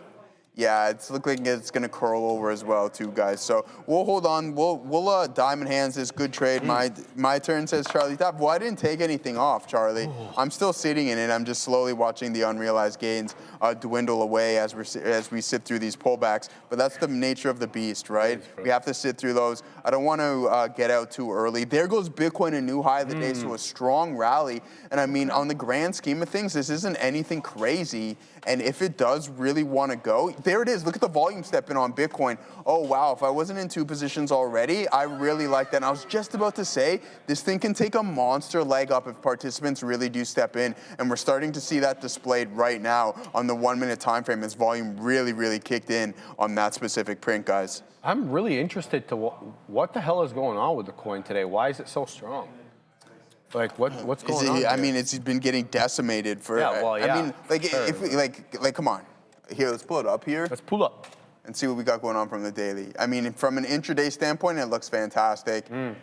This isn't horrible, right? You get a $4,000 day, some indecision prints holding at base. That's not bad whatsoever. But I mean, we're down 60%, my brother, man. Yeah, of course. I'm not arguing that, of course. Here's an interesting article. Where is it? When did this one come out? This came out super early, like 9. Data from Sentiment show that in November 2022, aggressive rate hikes and the collapse of FTX pushed Bitcoin to 15.7. Is that accurate? Did Bitcoin drop to 15.7 in November of 22? Yeah, let's find out right now. Yeah, we were supposed to show the chart. We didn't end up doing that. Let's find out. We pulled it up. Here, hold on, bro. Really? Weekly. Here it is, Joey. Got it? Yeah, we got the weekly right here. So the weekly of November 2022, Tesla. Right? So that would, Joe, bro, it did hit. Oh my God, look at that, bro. Look. Yeah. It's 15 and change. I forgot, man. I don't know why I was thinking we bottomed out at 20. Oh, really? Yeah. It got down there, man. I forgot about that. I remember I had an opportunity to buy Bitcoin at like 20K and I never pulled it in. Well, I bought a little, but I didn't buy. Bought a little bit. Yeah. Thank you, Assassino. Coin launch stocks trading today. Interesting. Thank you for that, Los Polos Hermanos. Thank you. We'll talk about coin in 1 second. Shout out to Roof. 224 499 super chat. He's dropped money in the chat. You guys should do a live trading venue tour and meet and greet. Other than that, appreciate you always. Oh, brother, I would be so on board for that to go. You know, some of our biggest markets, of course, they are in the United States. We're talking New York. We're talking California. We're talking Florida. Brendo, those are our biggest markets, right? Those are the three that are yeah, those are our biggest markets. I'd love to do that, obviously, but, you know, we'll see exactly how that all goes. I think a lot of people would make the trip down to Toronto. In the summertime, that is. I wouldn't. Yeah. Right, and that's another thing that we've been mulling around for, I think, years now, about doing a meet and greet in Toronto for viewers. Yeah. And we've had... At your house. This guy, bro, I love it. We've actually had a lot of viewers come and visit the studio. They're usually always like long-time viewers, and they always arrange with us ahead of time. And yeah, it's been great to meet so many people. Yeah, a meet and greet at an actual spot, like a venue where we could go there and just sit down, have beverages, and shoot the ish. Shoot the breeze, baby. Yeah, their breeze is much better. Breeze, yeah. Party, yeah. Shout out to Hinsey, my man. You know, you look like you can get down. Shout out to the Hinsey. Say that again. We have to ID you at the door, though. Okay. Mike Peter Ryder. I don't know if he gets in or not, to be honest. Mike Peter. Say it again? Happening now. Happening now, all right, yeah. Adara is waiting at the big desk, and it is 12 o'clock. It is noon. She has happening now, but because Neil has the day off, guys, I know you guys are going to be upset about this one, but there will be no lesson of the day today, back again tomorrow. Here's the Nasdaq, slightly lower high here on the 15-minute chart, but the S&P 500 looking distinctly different. So this is one of those days where the SPY and the Nasdaq not necessarily behaving the same way as one another. And we talked about this during Sector Watch this morning. Well, a lot of the larger tech names, mostly Nvidia, which we'll get to in a minute, are actually performing really well today. Some of the software plays are rebounding, but other names like GE, Boeing, and that tech space are kind of struggling as well. Let's talk here about NVDA. They report earnings after the bell tonight. Check that out with myself, Brandon, Sean, Obi. 4 p.m. Eastern. NVIDIA usually releases their report at 4:20 p.m. on the dot, and they're expected to do the same today. Now, with here NVDA, here's just a look at their quarterly revenue growth on a year-over-year basis over the last, 5 years or so. As you guys can see, growth has slowed. We are expecting roughly 66% year-over-year growth for revenue this quarter, so that would represent kind of more of the same. You know, it's not more of the same, though, with CRCL pushing sharply to the upside. Great earnings report for Circle, which I'm sure we'll get more into on this news talk in the afternoon, for lack of a better term. Check that out around 1 p.m. So we're doing to Fed Schmid actually just commented on stablecoins as well, saying that stablecoins is like Venmo on steroids. So interesting take from Fed Schmid. He also spoke about his dissenting votes in the October and December 2025 meeting, saying that those were not decisions he took lightly. And furthermore, Fed Schmid saying that he thinks employment's in a decent place, but there is still work to do in inflation. So hawkishness continues to come from our friend Fed Schmid. Let's get over to our friends Sharif and Joe over at the midday. Yeah, Circle. Yeah, I just want to mention, shout out to the OG Darwin. Anthropic acquires Vercept. Thank you for that, Darwin, as always. Anthropic is in focus, guys, and they have a bit of a beef right now. Let's cut the crap with Pete Hegseth meeting, what's that guy's name, Claudio something or another, yesterday. Basically, the idea here is Anthropic doesn't want the Department of Defense using its AI technology for certain things, and the Department of Defense, if you believe the reports, because we haven't heard it from them directly, you know, they're basically either threatening to cancel that $200 million, it could be, yeah, $200 million contract with them, or they may actually designate them critical to the supply chain in the way that they do with companies that are, you know, secretly owned by Chinese or Russian owners. But this should be very interesting to watch. Of course, Anthropic has been in the news a lot lately, most of it really good. Well, it depends on what kind of perspective you're taking. If you're in some of the software names or some of these legacy names like Cognizant or IBM, you probably hate Anthropic right now because it's decimated your positions. But if you're, you know, more forward-looking and you're thinking more of the technology side, you probably like it. in any event, Anthropic in focus, Joey, we're definitely going to be covering that, even though it's not publicly traded. You know, it definitely has effects on the market, right? Right arm, right arm. Yeah, absolutely. Circle going, guys. Yeah, Unreal, circle's man. still going. There goes Tesla.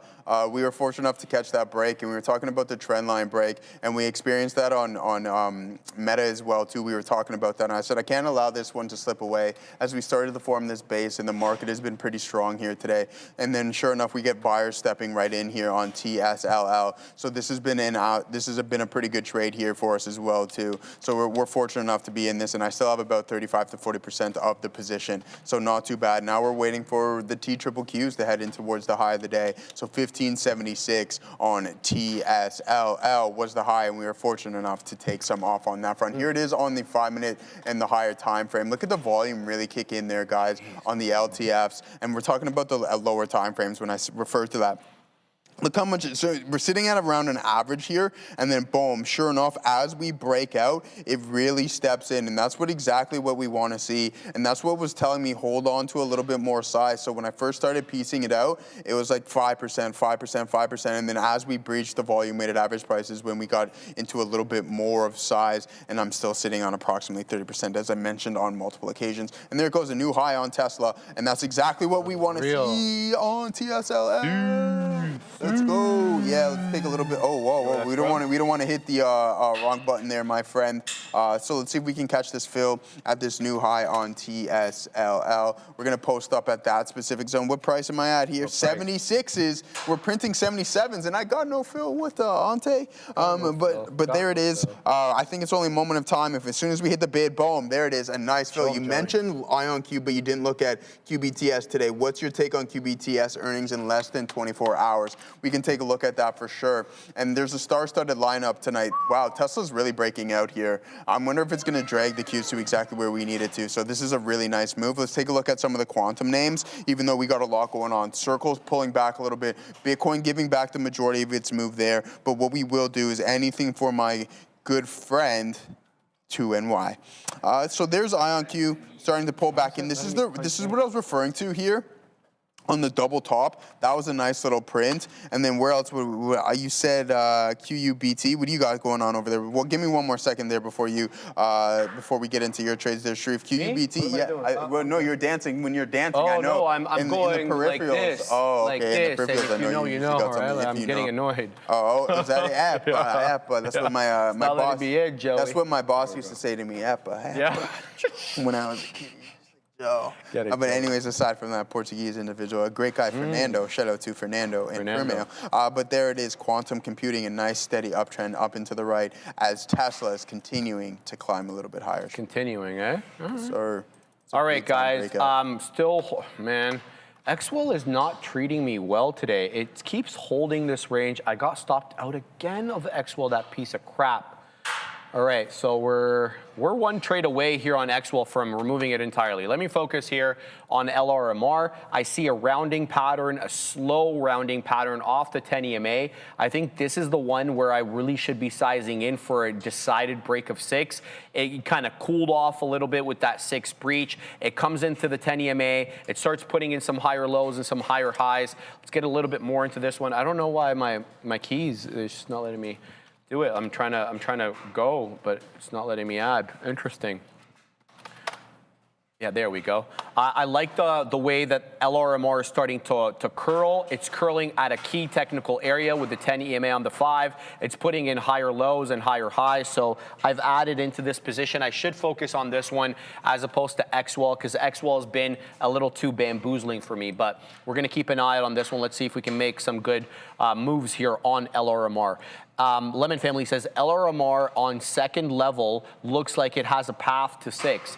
Yeah, well, it's only about 10 pennies away from 6, Lemon, and it's also been above it on the day, got to 610. That's a high of the day. So I've got a bit of a bias here because of how it's shaped that it really retests 6 again. Whether or not we get bamboozlement along the way, you know, your guess is as good as mine. These small cap gappers are what they are.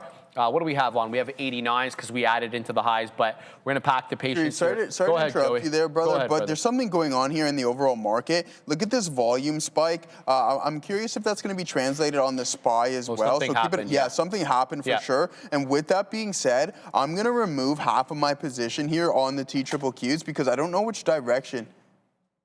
Okay, all right. Yeah, we didn't want to do that. So yeah, I don't know which direction this volatility, what am I doing here? I don't know which direction this volatility is going to be spiking towards. So there's definitely volume stepping in. All right, so we caught that fill. We're fortunate enough there. Oh, my Frex is good, by the way. I was just, it's nice. I don't know. I hit it. Yeah, no, it's just good. So I actually reduced my cross as well to 8 pennies. Yeah. So. Oh, nice. That's pretty well. Because for what you trade, that makes sense for sure. Yeah. So I was just saying to Sharif and Obi, I'm like, hey, I need this key, and Obi's like, yeah, my Frex. He smashes it. You're in automatically. It'll hit any gateway. And I'm like, all right, I need this because I'm missing too many opportunities on the fact that I can't post it up, and the spread is wide. Like here in this TSLL, this is a different scenario. So I'm not going to get that filled, but if I was using my Frex gateway key, it would have been filled instantly, okay? Super chat. Hi, Mr. Sharif and Mr. Joe. Thoughts on CRM earnings? You want to take a look at CRM? Oh, absolutely. Absolutely. Let's take a quick look here. I'm just dealing with this position. Let me just deal with this LRMR position because it looks like it might be breaking trend here. So that is a little bit of trouble. I'm just going to put my stop on this one, and then we'll have a look at Benioff and company to see what we're expecting today after the bell. Let's just go ahead and do that, and we'll go all the way down here for this amount of shares. Actually, we're going to go for that amount of shares. Good. So that gives me an opportunity to add a little bit more into that level. All right, let's take a look here at CRM. So obviously CRM has been decimated as of late, but it really hasn't just been as of late. CRM has been taking a hit basically for a while. This is the weekly chart, and we got to all-time highs on the week of December 2nd, 2024, the high of which was 378.45. We've lost 200, and in fact, we got into 175 this morning. We'll do a little bit more TA when we get back from Adara. I want to mention here, MSFT on watch. White House reportedly planning on hosting both Microsoft and Anthropic in March of 2026. So MSFT, not much of a move there, but maybe appearing at the White House soon. Back to you. And here is the chart on CRM. So you can kind of see the lower highs are unbroken here, and that is obviously a problem because we also lost that key level of technical support. Look how long we were using that 230 area. 230 area was resistance back in the middle of 2023. Then it was support early to mid 24. Again, support back in early to mid 25, and all through 25. That 230 was 230 level was a staunchy area, but we gave it up. We gave it up in mid-January. That's the break there. That was a 230 break. That's the week of the 12th. Yeah, the 12th of January, and we ended up decidedly losing it the week of the 26th, and we really haven't looked back. So if we do get a move up on CRM, first level I'm looking at for resistance, 200, psychological resistance, right? But if we really catch a bid, I'm looking for 230, between like say 225 to 230, a range, right? That's a key level of resistance, formally support. Now, from the fundamentals perspective, I feel like CRM has been getting disrupted from before the software Mageddon was even a thing. It's been getting disrupted for a while now, and you could see this consolidative range on the weekly from essentially late March of last year to when we gave up the level in mid-January of this year. That's a consolidative range with, again, 230 as support, and essentially, give or take, 270 as resistance. There were times where it breached that, it got into 290, but it was quick to drop back below that level. And I think the market was looking to digest obviously the price, the fundamentals, and I don't see any positives, at least for the moment. What I'm going to be listening for is what management has to say about the disruption today.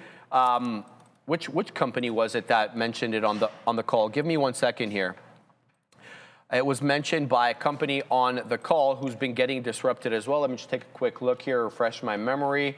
Wasn't HP going down? No, wasn't First Solar. Kava, Tempest. Was it Tempest? No, it wasn't.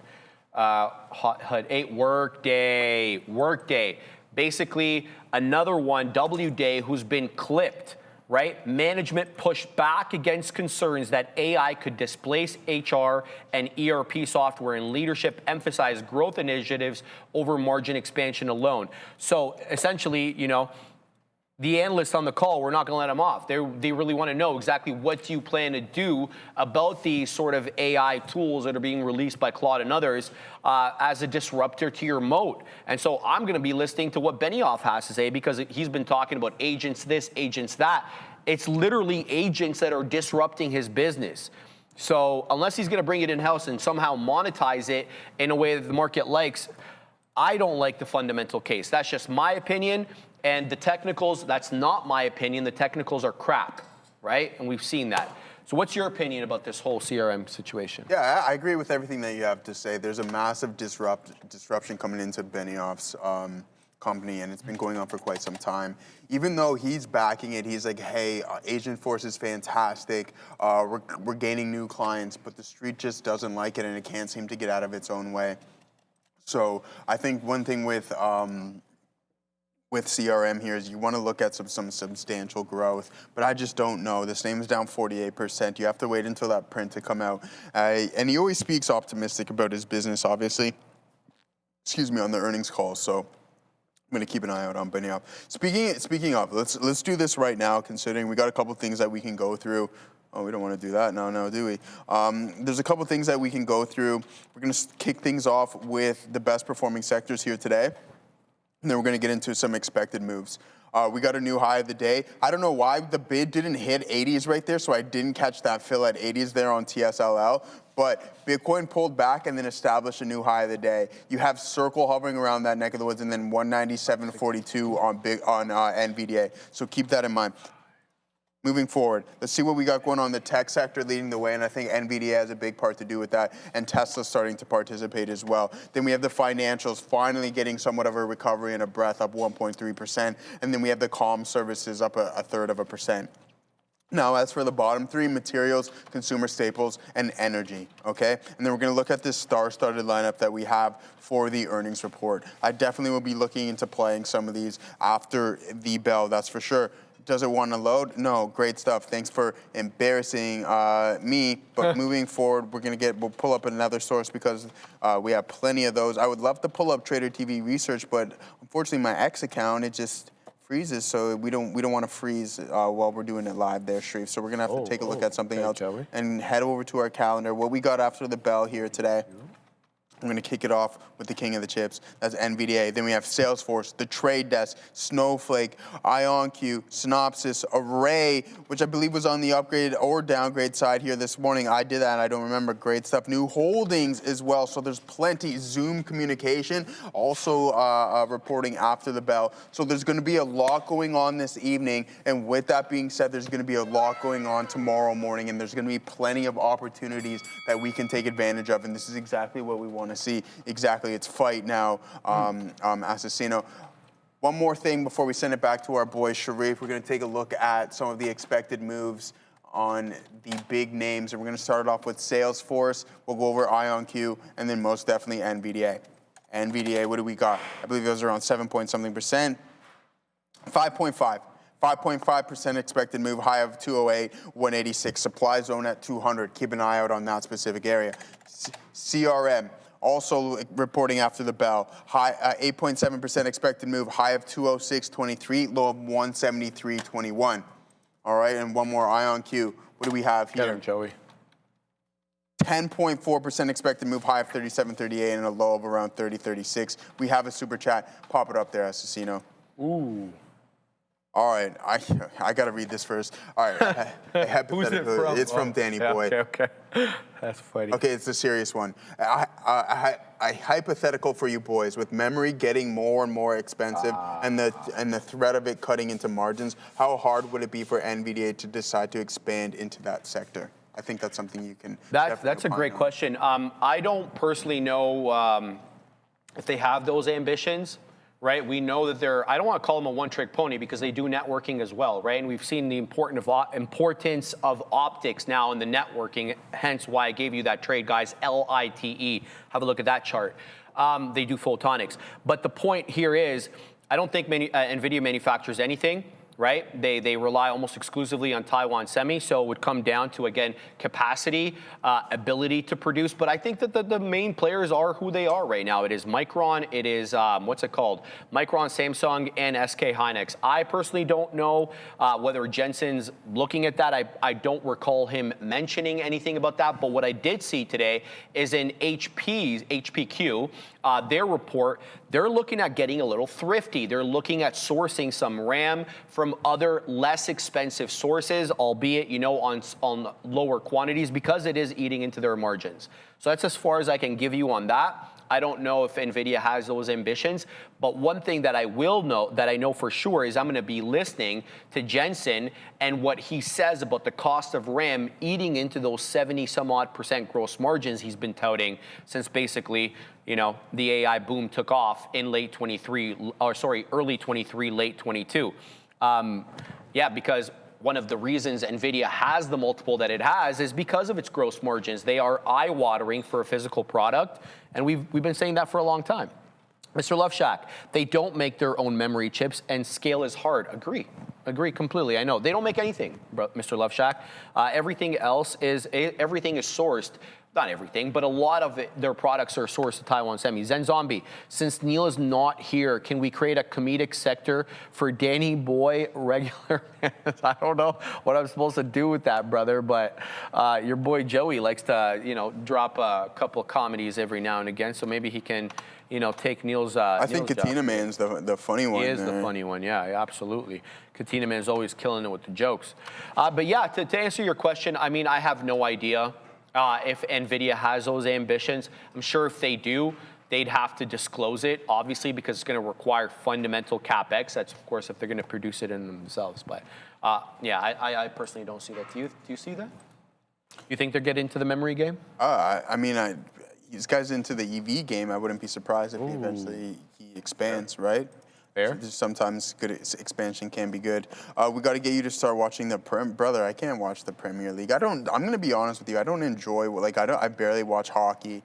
Didn't watch very much. Crazy. I think I probably watched a couple minutes of football this year, if that. And hockey being my favorite sport, man. It's just combat sports. I don't got time to watching other people. You know why I want to know the honest truth? Why I stopped watching football and hockey, a lot of hockey? Because I'm like, what am I doing here, sitting watching these people who make millions of dollars when I'm trying to do the exact same thing myself? You need a little bit of relaxation. But that's what my UFC is for, right? You know, the Prem is in North America. Yeah. The tradition in the Prem is you wake up Saturday morning. But that's when you're off the bed. Saturday, Sunday morning, you got to be at the gym, and then you got to do things other than that. In the morning, then you come back and watch. It's either or, right? So it depends what time City's playing and Arsenal playing. And then if I'm going to go see my old man, what time Liverpool is playing, right? So I focus my gym sessions around those bad boys.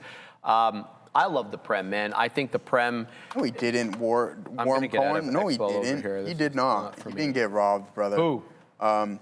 Someone, Warcrom said Patty Pimblett got robbed. No way, he didn't get robbed of anything other than maybe he got a bum whooping. Other than that, you get robbed of nothing. My man. Friend. You didn't win that fight. It wasn't even close. But aside from that, guys, we're going to look for maybe some ad opportunities here on TSLL. There is some indecision prints here on Tesla, but they're slowly starting to get blown past. And this is an aggressive move to the downside. I don't even know how much size I have left, to be honest with you. So I'll just remove the bid that I have right now because it didn't want to get filled. I don't want to hook these keys up to Frex, but we missed that 1580 mark. So that would have been a nice out there just to take a little bit more. So what you're saying is that you watch the UFC because it's quick and doesn't take... Exactly. Well, I mean, UFC usually starts around 6 and goes into the evening, but at least I can see some form of... I mean, it's dog versus dog out there, and I think that's just what I like about it. Joe would be in the Olympics if it wasn't for the hammy. Yeah, imagine. I mean, I'm way past that prime, and I'm by no means am I any form of an Olympic athlete, that's for sure. Shreve would be in weightlifting, if anything. What? If you're going to make the Olympics. Deadlifting or squatting. Is that an Olympic sport? Yeah, of course. Well, I'm not a powerlifter, though. No, not a powerlifter. No. You know what I said should be in the Winter Olympics? GT snow racing. It should be. No, I'm Like saying car it should. racing? No, GT. You know a GT snow racer? like car, but it's cars. No, do you know what a GT snow racer is? No. You know the little Snowmobile? things? Yeah, no, it's like I need it's to like, pull this up. Yeah, pull up a GT Pull up. snow racer. All right, let's I find think out that right would be now. the best event of all time. Why not? Like you just bro? get those boys on the hill, right? It's GT a GT snow racer. What the hell is it? Yeah, man, you know what I mean? I know this, Yeah, bro. Are you exactly. kidding me? We all I grew think up that with should, I exactly. just called this a sled. So I think steerable that should be in the sleds, okay. Olympics, and like you could have a kind of a Mario Kart effect with We it. already Try to have knock that. There's a bunch of that. There's bobsleds. There's that luge. But it's not like right? it's not like a full-on race. Like everybody No. goes at once. Yeah. That's boring. We want everyone going at the exact same time, right? Your boy Joey Opp just keeps coming up with great these ideas. What was my other great idea the other day I don't know. that I mentioned? I said you shouldn't take. I mean, that was $1 million idea. I forget it already. So tells you what I know. Tesla's starting to come back in. We're still hovering around the highs on the TQQs. We didn't take anything out yet. Bitcoin putting in a new high of the day around 38.95, and NVDA up to 197.56, guys. All right, man. XWEL is just all sorts of bamboozling. It holds the level, it breaks out, drops back down. A lot of topping tail candles, guys, in south of 150 on XWEL. So I really feel like the shorts are really earmarking this 150-ish area as a level of a key level for them to get short. So I'm trying to build a position here, but I don't know if it's the right thing to do. As you can see, I've been chopped up, break even, lost a penny, break even, gain a penny. So it's super choppy here. All the while, Circle just keeps making higher highs and higher freaking lows.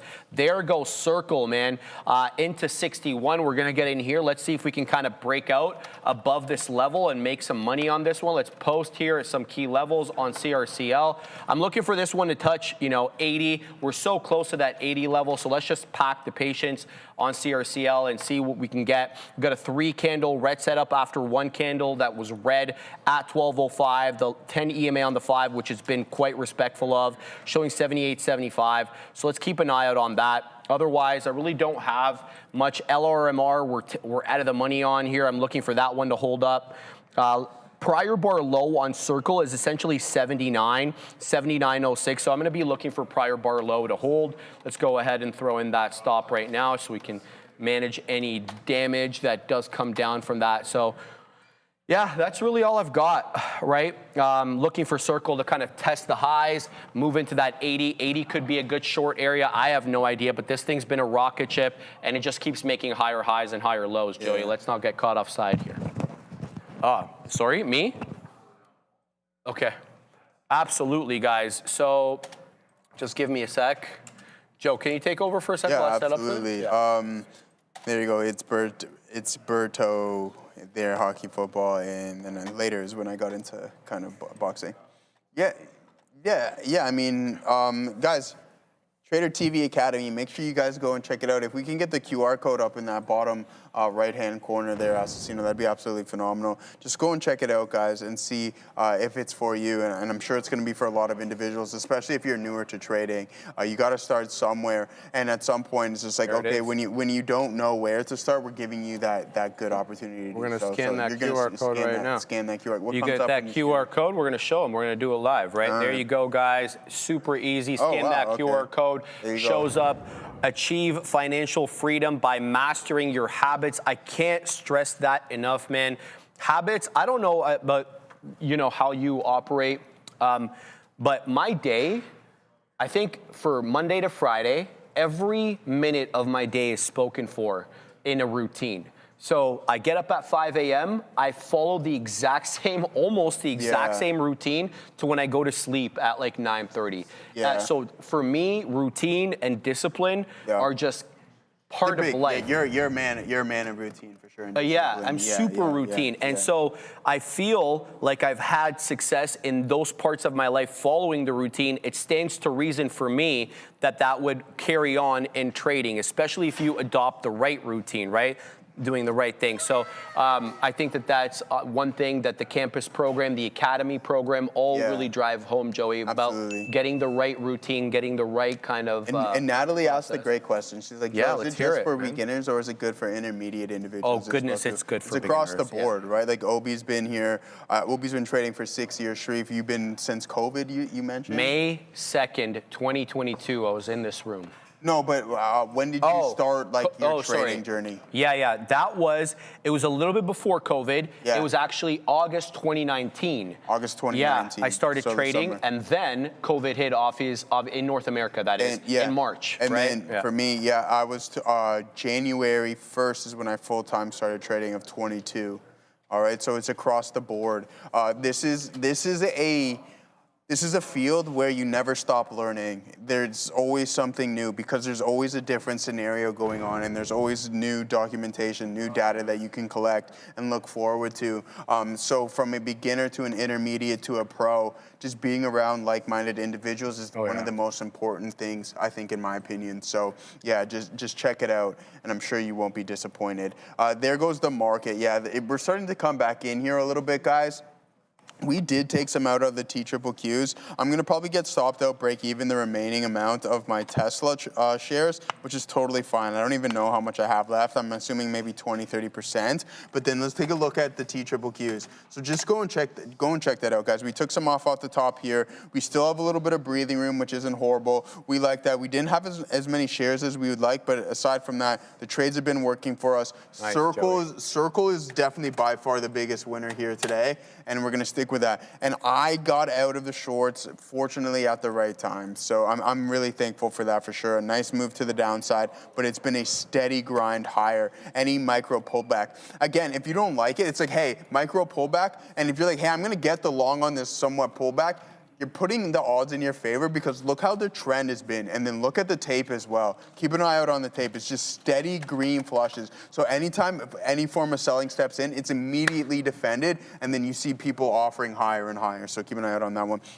This field is hard as hell, but so much more satisfying than my normal office drops as KT for the win. Oh. A lot of people feel like that. Yeah. Now listen, when it comes to trading, you're going to need a level of discipline that you've never, ever experienced. All right? Like you're going to have to be more disciplined than you've ever dreamed of in order to find success. And you're going to want to find that from extremely disciplined individuals like Sharif mentioning his day-to-day routine. That's the only way you're going to succeed. Any lapse, it doesn't matter, right? Like you can be having, I'm going to give you guys a real example. You can be having a stellar year and that one lapse of discipline can erase a whole year. IBIT contracts, all right? So I'm telling you, discipline throughout the whole year, a span of 1 month, one lapse in that, and gone. Same thing with the trader I was using as an example. He's like, hey, he lost a bit. He was down $1 million. He was down $1 million. Wow. Had built his account to multiple millions. Was having fun with it, obviously. Lost $1 million in that brief lapse over a span. Like I'm going to say brief, but over a span of time, just gone. So the discipline cannot be more emphasized, in my opinion. All right, shout out to the floor. Yeah, first of all, I definitely agree with you there, and I think you speak from experience, and we all do. We've all been clipped. Nobody's been spared. CDIO. No one. Pardon me? No one's been spared. No one's been spared. Are you kidding me? CDIO, guys, looking real good over here. Shout out to Fluffy Hippo. You've been printing tendies.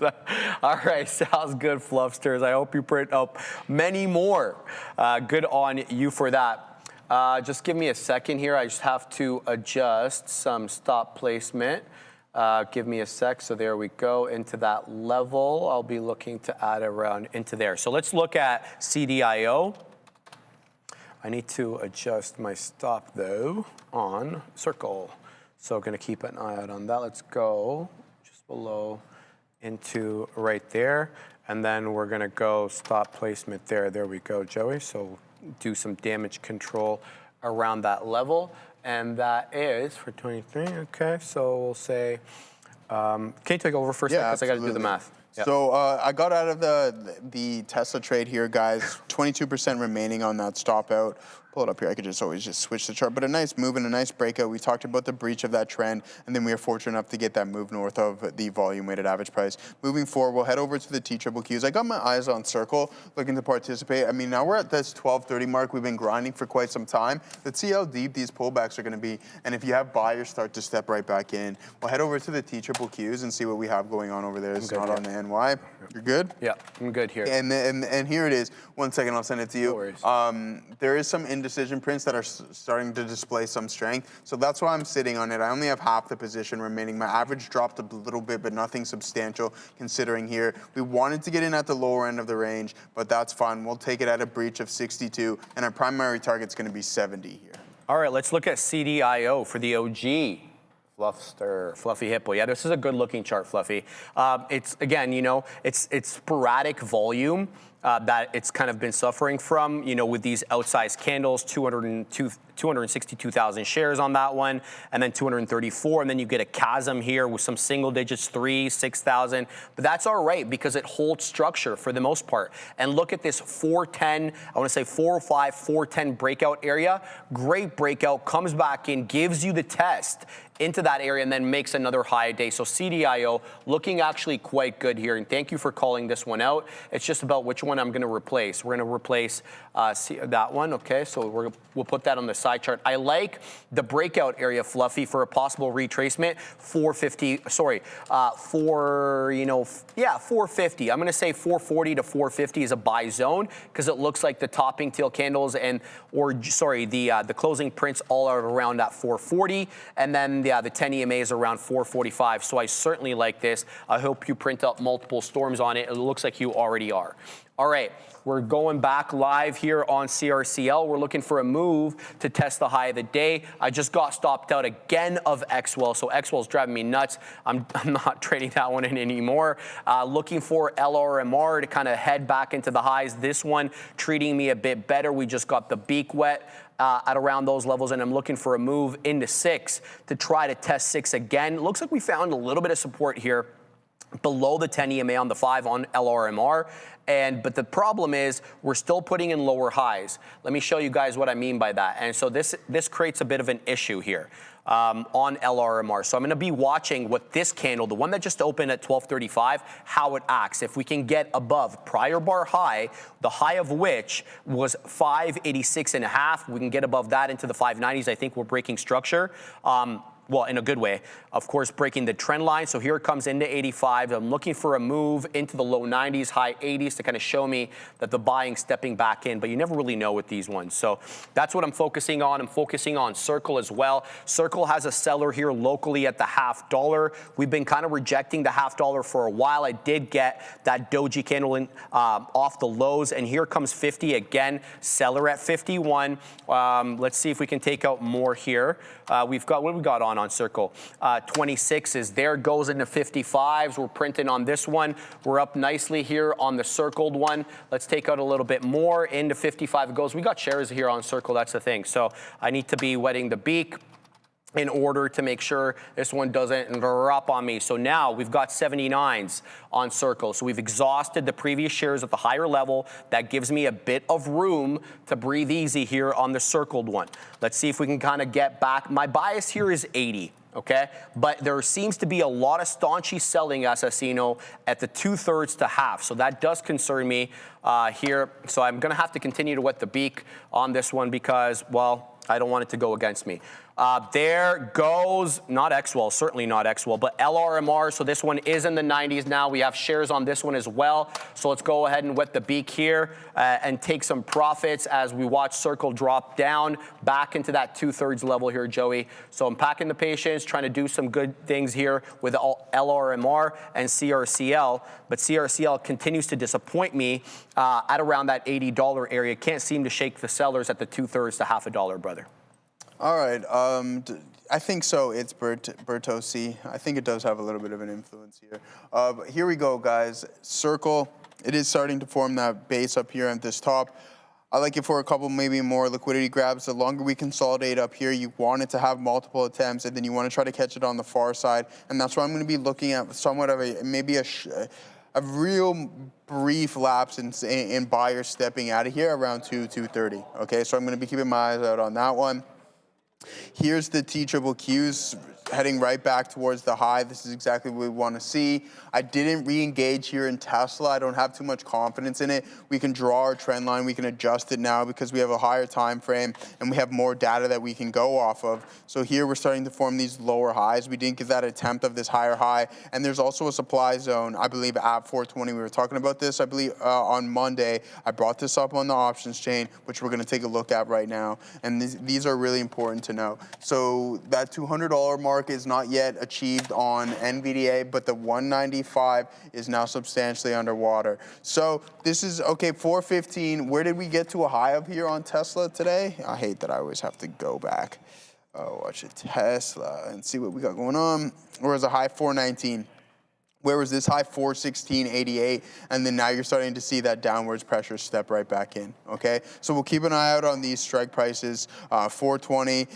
Oh, that's today. We don't want this. We're going to go to next week. 420 substantially higher, and then 415 not too bad. But today, you can see why we're starting to run into some defense zones. So, all right. So, I mean, man, oh man. What happened? Did we just buy? Like, it's like, hey, get a circles get back small, up, baby. Yeah, get right small back size. up. Are you in? No, you're we not just in we it. just went the beak there into the highs at 70. Are you in it right now? No, I just took it out into the highs there. Yeah. Okay. But I'm watching for that 80 break because it's been consolidating for a while at like a little bit below 80. 79.79 is the high of the day. There it goes into 82. Circle is back moving in the same way that LRMR is back. We got 72s on LRMR. It's showing me 96s, and we did add shares into this one as well. The trend is breaking here. I should be adding into this position, not taking off. Joey, what did I tell you about these setups here? What did I say about these ones? Oh yeah, that trend break for sure. That is the A plus setup on these small cap gappers when they get into a key area of technical resistance. I'm talking about either, you know, a resistance level on the chart or these whole dollar levels. They continue to make lower highs, and then the trend breaks, and then you get a decided break up. But I was telling Joey that I have to be careful for that lower high. Right? So that lower high you'll have advanced notice of, because in this candle, either will close red or even if it closes green, the subsequent candle will make a lower low. And so that's how you're able to know, okay, this might be setting up a lower high top. And so that's what I was saying to Joey. I'm like, I like them as AA plus setups for exactly that reason. You have foreknotice, unless the bottom drops off, of that impending lower high. And so this is kind of what I'm talking about here on LRMR. I feel, especially the last month, 2, 3, that these have been the money setups in the world of small cap gappers. I could be wrong. I don't have the exact data to back it up. Not like I'm packing with data, but you know, just anecdotally and how I've been trading this, these to me have been the quality setups. And if they are going to be quality setups, then it probably behooves me to get them in with size. So prior bar low, I just finished pontificating about how you had advanced notice about the lower high. Prior bar low is 81. We're in 81. We could be making a lower high now. So here's the deal. We've got 69s on. We're going to say 74 is the out. I'm not going to allow this to come against me. So if we get 74s, I'm gonzino, and we're going to put it in for the amount of shares that we have, right? But I'm looking here, Joey, for a breach of the low of the prior bar low. If we don't get that breach of prior bar low, then I've got a bias that we've probably run up, hold the prior bar low, and then move in. So we'll see exactly what we get here. Anything below 74, I'm out. I've got 69, so by definition, this will be a profitable trade no matter what. Joey doesn't like the pop quizzes, Sharif, sorry, bedrock painting. He already knows what I'm talking about because I literally told him on before the show. The Katina Man has returned. How was the gym, brother? It's good, Aces? You got a headache. Did you? Okay, I had one of those the other day. The Katina Man is now $14, this guy, bro. $14 in the money on coin. He's almost 15. He's pumped about that, needless to say. Shout out to John Del Segno. NVTS is Pumpy Cheeto Festival. I like the characterization. Say less, my man. We're going to look at NVTS for you because you are John Del Segno and you're the OG. Oh, this is a great looking chart, John. You kept calling this out earlier. I just didn't want to What do you mean? This is a good chart, Fabian. NVTS into $10. That is the high. John, say less, my man. This one's going up on the side chart. No matter what, we're gonna do it right now. We're putting that on there. Look, no, I typed it in wrong. NVTS. Calm down, Sharif. NVTS up 20 and almost 3/4. $10 resistance there. It's showing 990. The high of the day is 10 on the dot. Yes, it is 10 on the dot. So let's look here for an entry on NVTS.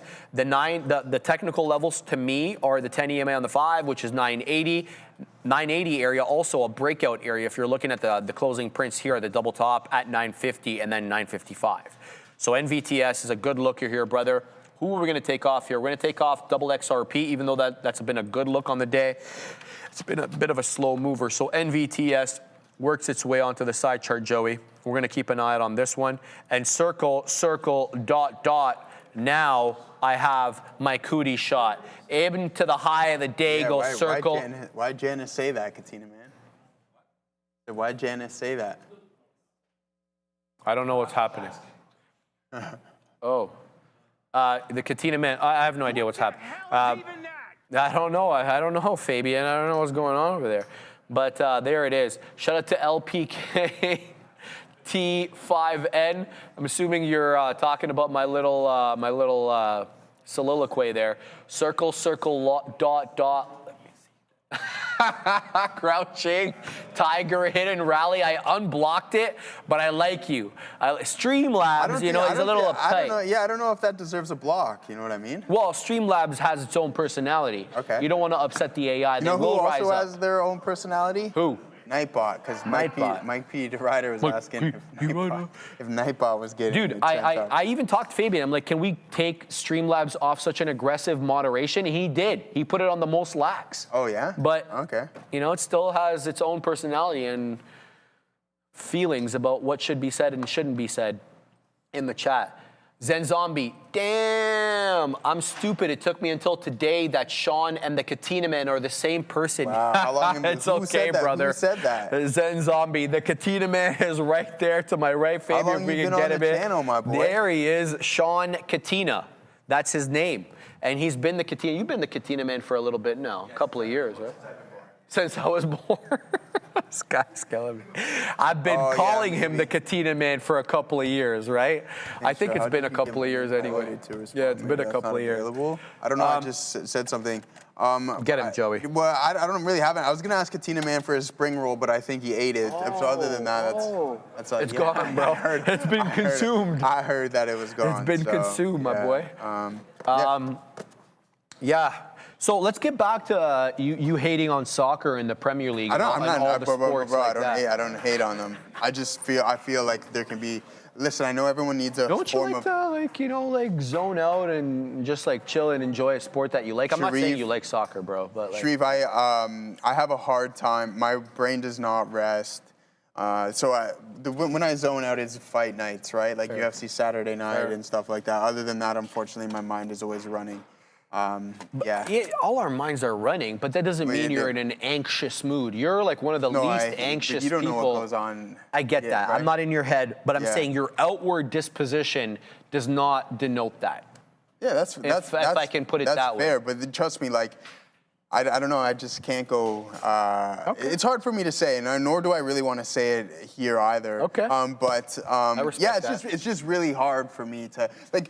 I get it. So I have my one thing, but I can't be like dedicating a whole Sunday or multiple nights a week to watch the Leafs and stuff like that. Yeah. I find that there's you're not even watching hockey no more? No. I'm not. Bro, a little bit. I think I maybe watched 2 or 3 Leafs games this year, and they've lost every single one. So I have no idea about that. So for me, it's just like I'd rather just find a way to take that next step. So instead of me focusing on something that essentially it's entertainment.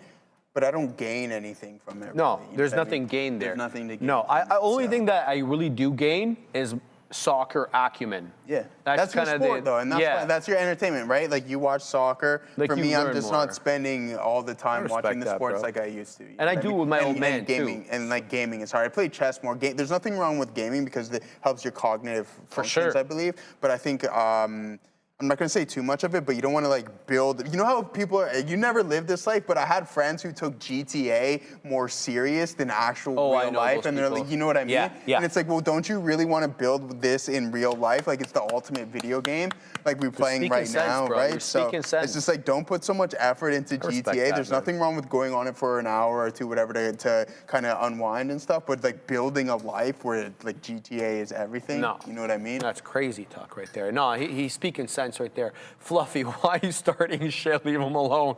All right, man. I'm sorry, Fluffy. I'm just asking the man. Adam, biggest sport in the world. Truer words have never been spoken. Shout out to Adam frickin' Deleuze. His name is All Class Adam. And having shouted out Adam now, we're going to go to Adara at the big desk. Take a look here at ORCL. Other names on watch here include Google and Amazon. None of them really moved on this except for Oracle. Oracle and Amazon getting kind of a similar pop here. But long story short, Fox News reporting that Amazon, Google, and Oracle are all to sign data center agreements, or data center pledges rather, with the White House. So again, Amazon, Google, Oracle all set to sign some data center related pledges / agreements at the White House. Now we already know they're going to have Microsoft reportedly coming to the White House in March on data center and AI related issues. We also have Meta reportedly set to head to the White House as well in March. Back to you.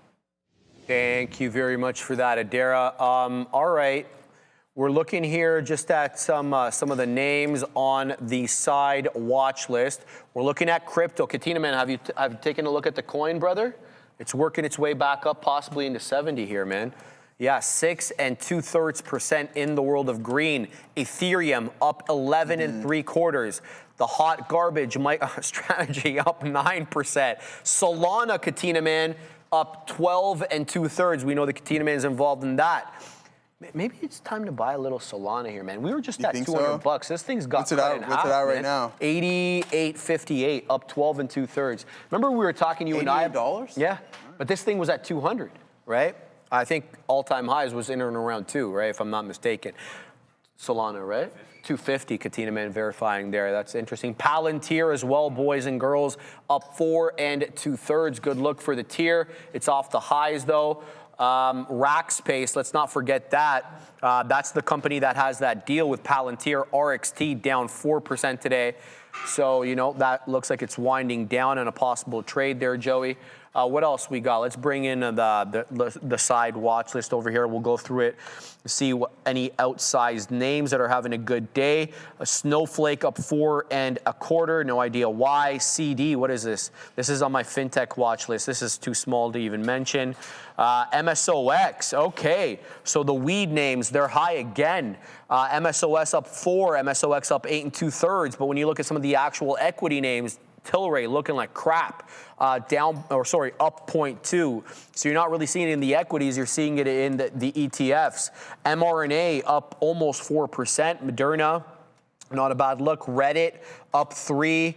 What else we got over here? FSLR reported earnings in the morning? What was it yesterday? Let me have a look over here. Let's flip to the 5. So reported earnings after the bell yesterday, and the market has not rewarded them at all. Mixed report, we'll get to that in a minute.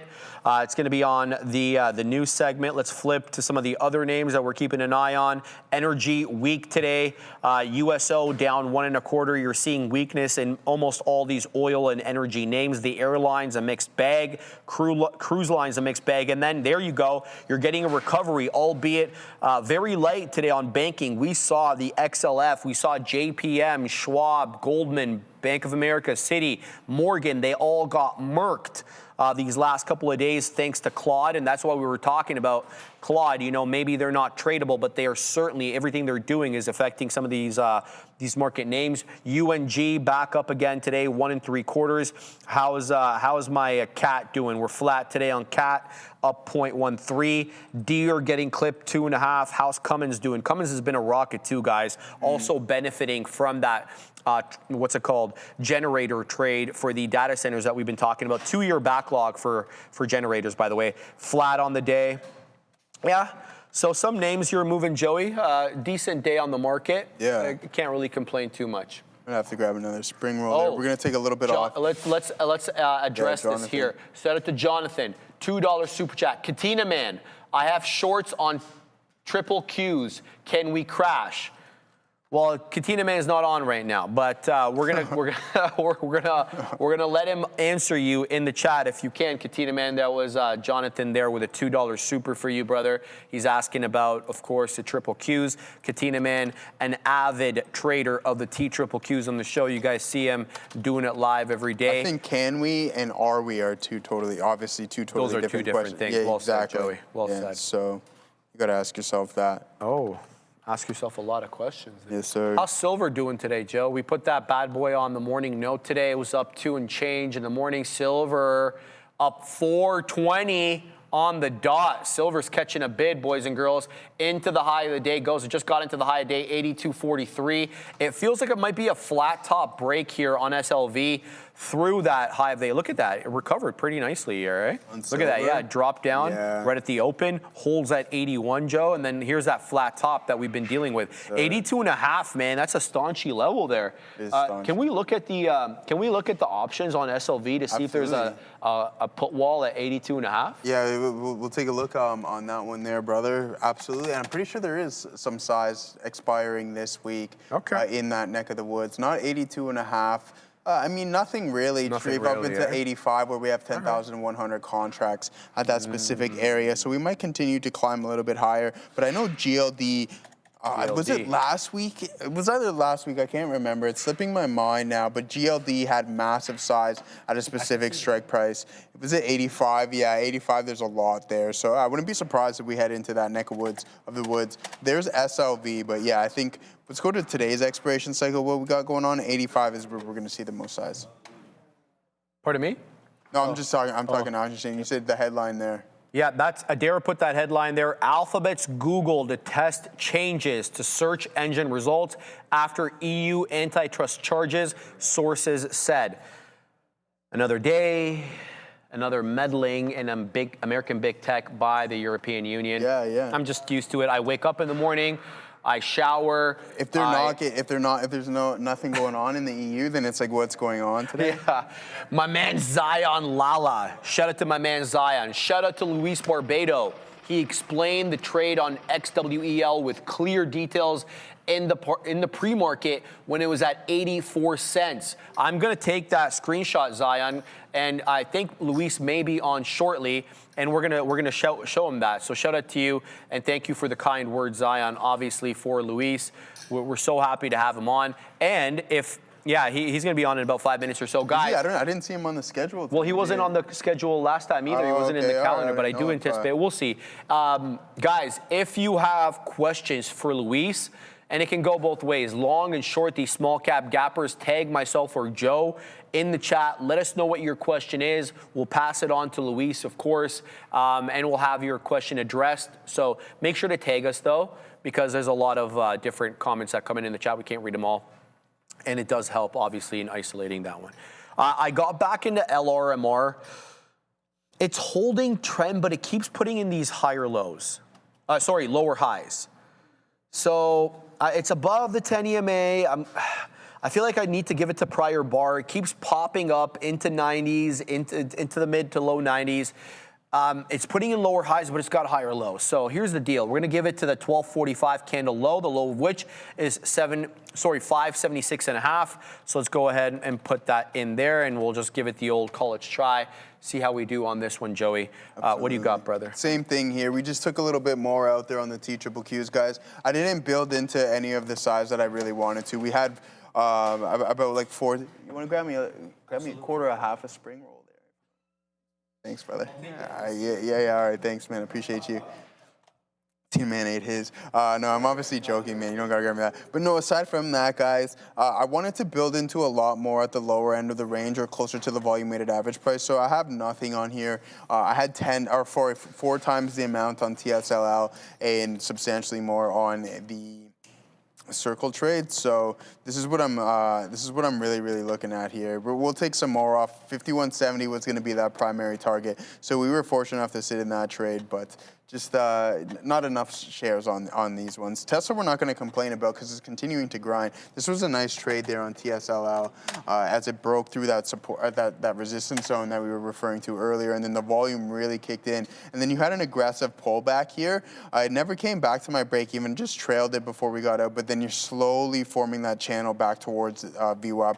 2.66% here on TSLL, so cut that in half, and sure enough, that's what you got on actual Tesla, all right? If there's anything else, see, this is the rebound that I was referring to earlier, is that Apple. So Apple wasn't doing much, and then boom, you have that pullback, you bounce off of VWAP, and then you almost establish a new high of the day, but then Microsoft really turned things around, okay? So you bounce right off of VWAP, and then now you're slowly grinding towards HOD, and if Amazon is slowly starting to, it's not doing too much, so there it is. If this gets a move back into VWAP, you can see maybe an additional leg higher in the TQQs, and then Meta. So put in a new high of the day, past 15 minutes it has been pulling back, but helping keep the market up, and that's what I'm talking about, and Sharif says it all the time, I'll say it all the time, it may sound like a broken record, but if you're not watching what I have in these top 8 names, and you're thinking of going short or going oppo the market, and these are all climbing higher, good luck, right? Like, good luck. You have to really keep an eye on what these guys are doing. And I remember, I'll pull it up here momentarily, after we come back from Madeira, is that I was watching them a couple of sessions ago, and then sure enough, we had NVDA ripping out of the gate, and the Qs were lagging, and I was looking at some of the other big names, and they were all ripping, and I'm like, all right, this is my green light to go on the TQQs. Adair, what do you have?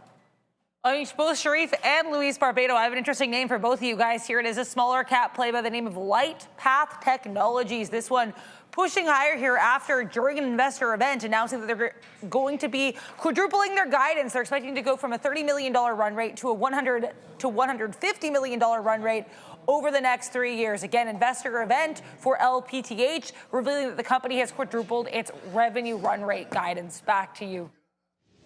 But then I heard the crunching of the... There goes LRMR trying to test $6 again. Here it comes. It has had a lot of trouble with $6, Assassino. So, we want to celebrate a little bit here, but I know Luis Barbado is in the house. We're excited to have him on. A lot has happened since he was on with Adair and I in the morning. So let's bring him in. There he is. Luis, good to see you again, brother. First, let's start with the most important thing. How is the weather in Barcelona? I hope it's a lot better than here. Yeah. It's pretty okay as usual. It's around 16, 18 degrees, something like that. So when does beach season start in Barcelona, Luis? Well, it's up to you, but usually you can have about like from May probably to October, something like that. It's nice to live in a nice climate. I like that. Let's start off with your trades. I know you were looking at some names this morning. How was the day, and what did you trade today? It was very, very quiet day, but I will ask you some boom emoji as you use, because we call this trade very clear on XWEL.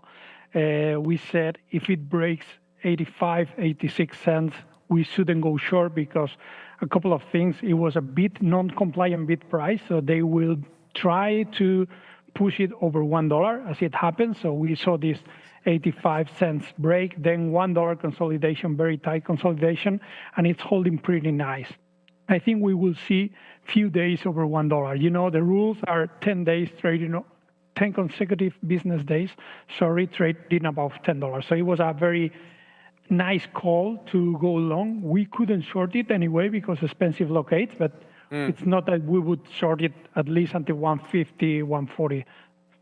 I got caught up on this, Luis. I want to take your opinion on this one here. XWEL was trouble for me. I don't know how you feel about this one, but there is a seller here at $1.50 who was pretty staunchy. He was very convicted. I mean, we got above $1.50 a couple of times, but you can see it was very short-lived into 162, dropping now, kind of losing a bit of the trend. Unbroken downtrend, Luis, locally here from that topping tail candle that we put in at 1150, lower high, lower high, lower high, keeps kind of putting in that lower high all around that 135. There seems to be a buyer in the low to mid 130s.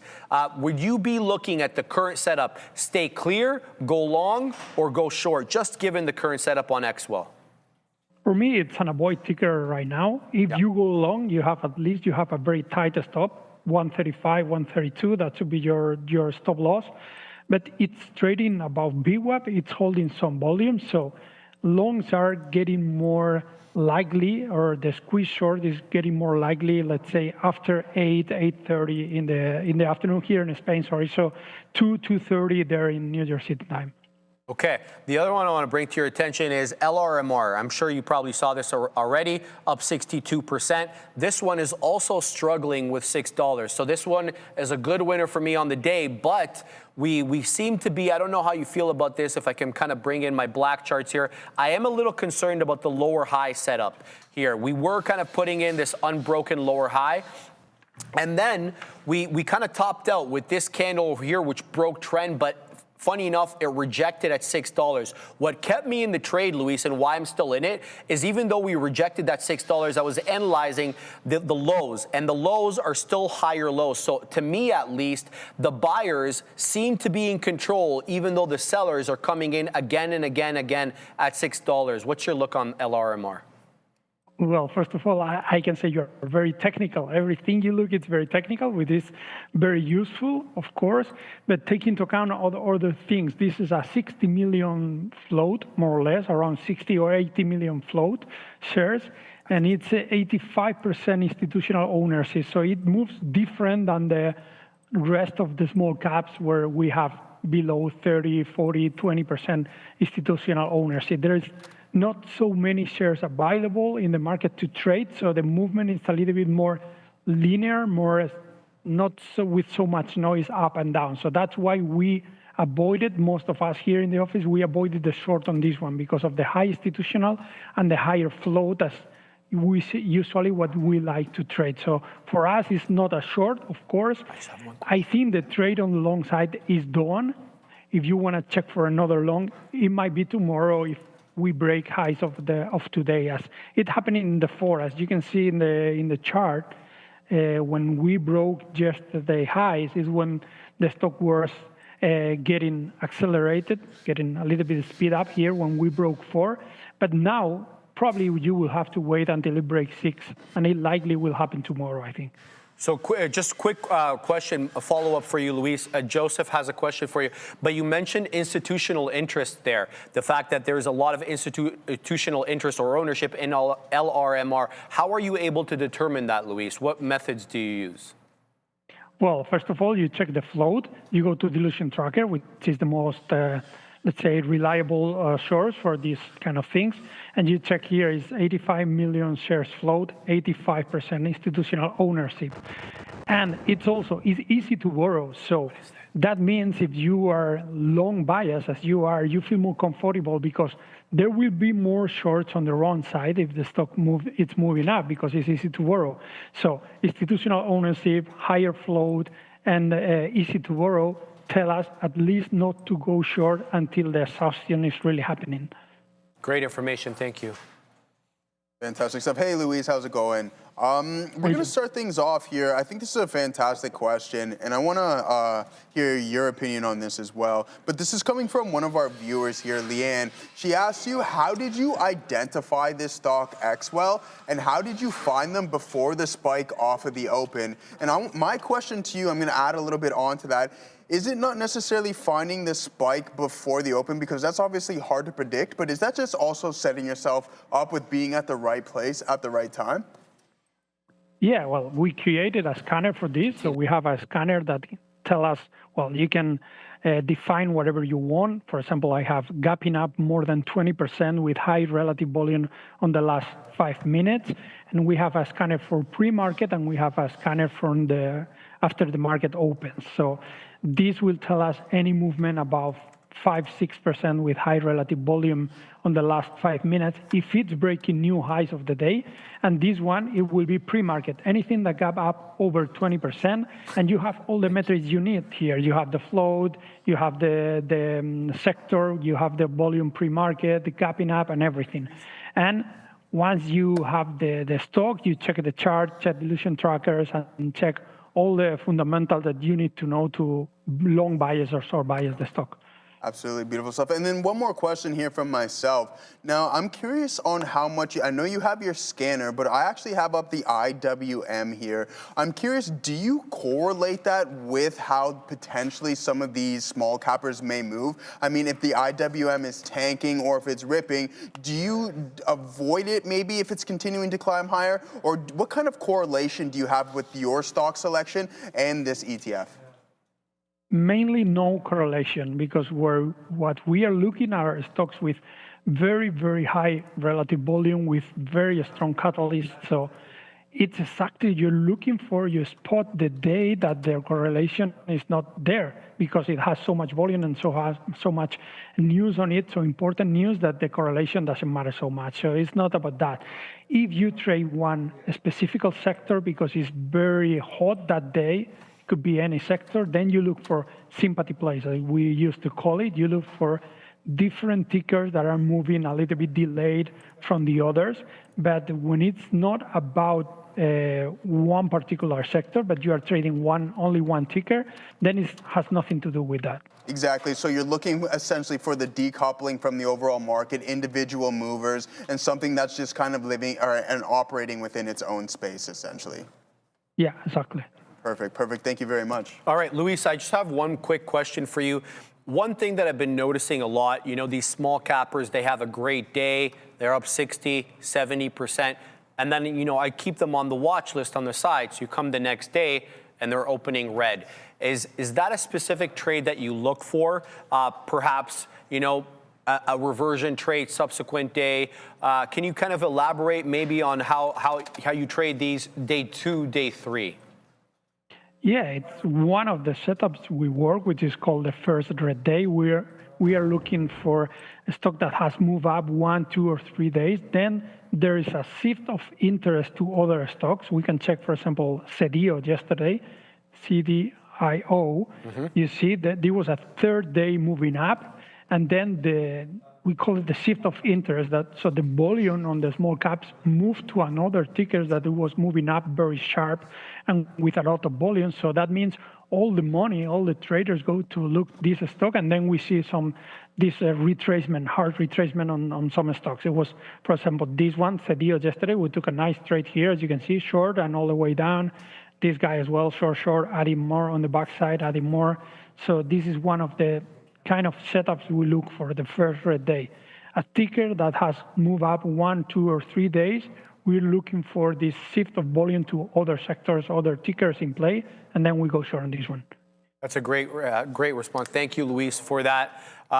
Thank you for coming on, and thank you for setting up XWEL in the morning. I want to send out some love from Zion Lala, who actually super chatted to thank you specifically for your analysis on XWEL. You set him up for a good trade, and we couldn't thank you more, Luis. Anything you want to mention, Joey? No, that's it. I like the beard trim too. It's like it's looking good, Luis. All right. Enjoy the weather and have a great day, brother. Thanks for coming on. Thank you, mate. Take care. All right, there we go. NVTS is moving. John, you were absolutely right. It just got into the high of the day of 1025. Good look there for the OG John Del Segno. But this is kind of what I was asking Luis about. Look at the bamboozlement on XWEL. Just keeps luring you in. I didn't get in this time. But here's the deal. Breaks trend, but comes right back down. But this one is changing its tune just a tad. Why do I say that? I'm not cruising for a bruise, and I swear. But now it's putting in higher lows, consecutive higher lows, ever since the candle at 1250. So we're the better part of 20 minutes now holding those higher lows. You could give it to prior bar low, or you could just stay away from it completely, just topping tailed off 150. But what is important to me here is it didn't lose the bid.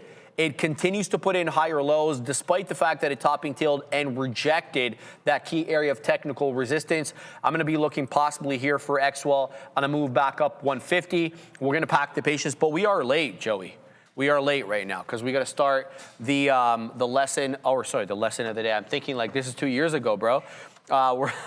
We got to start the news segment. So let's get right down to work. Let me load up this bad boy here. We don't want this one, Joey. We want the one I marked up. There we go. And we want to put this off a screen that I do not need, right? So we're going to throw that over here. What do we got over here? ETSA. No, ETSA means bupkis. Of course, Zion, no matter what, brother, you know, we would have put that to Luis even if you had it. So thank you very much, Zion, for that. JC Money, I got into XWEL at 139. We'll see. I'm wishing you the best, brother. Goes without saying, I hope you print up multiple storms on your side of the screen there. Ready to do it? Yeah. We're going to talk a little NVIDIA. This one might be reporting after the bell today. Maybe. It might be a big deal. It might not be a big deal. Nothing may happen. Just the most valuable company in the world by market cap, $4 trillion, up 2% today, ahead of earnings, of course. Make sure to catch that with us. We do have the market recap show on tonight. It is Brendo, it is Adara, it is Sean, it is Obi. Neil's off today. They're all going to be taking you guys through the earnings report, so make sure you were with us after the bell. Kind of an important report. And here's what the market's expecting, Joe. We're looking for EPS to come in at $1.54 on revenue of $66.1 billion. Data center revenue, which is, as we know, their AI segment. Look at this, Joey. 60.7 of the 66.1 coming from one of the segments. What about crypto? What about gaming? They don't even matter anymore. It's all data center and nothing but, man.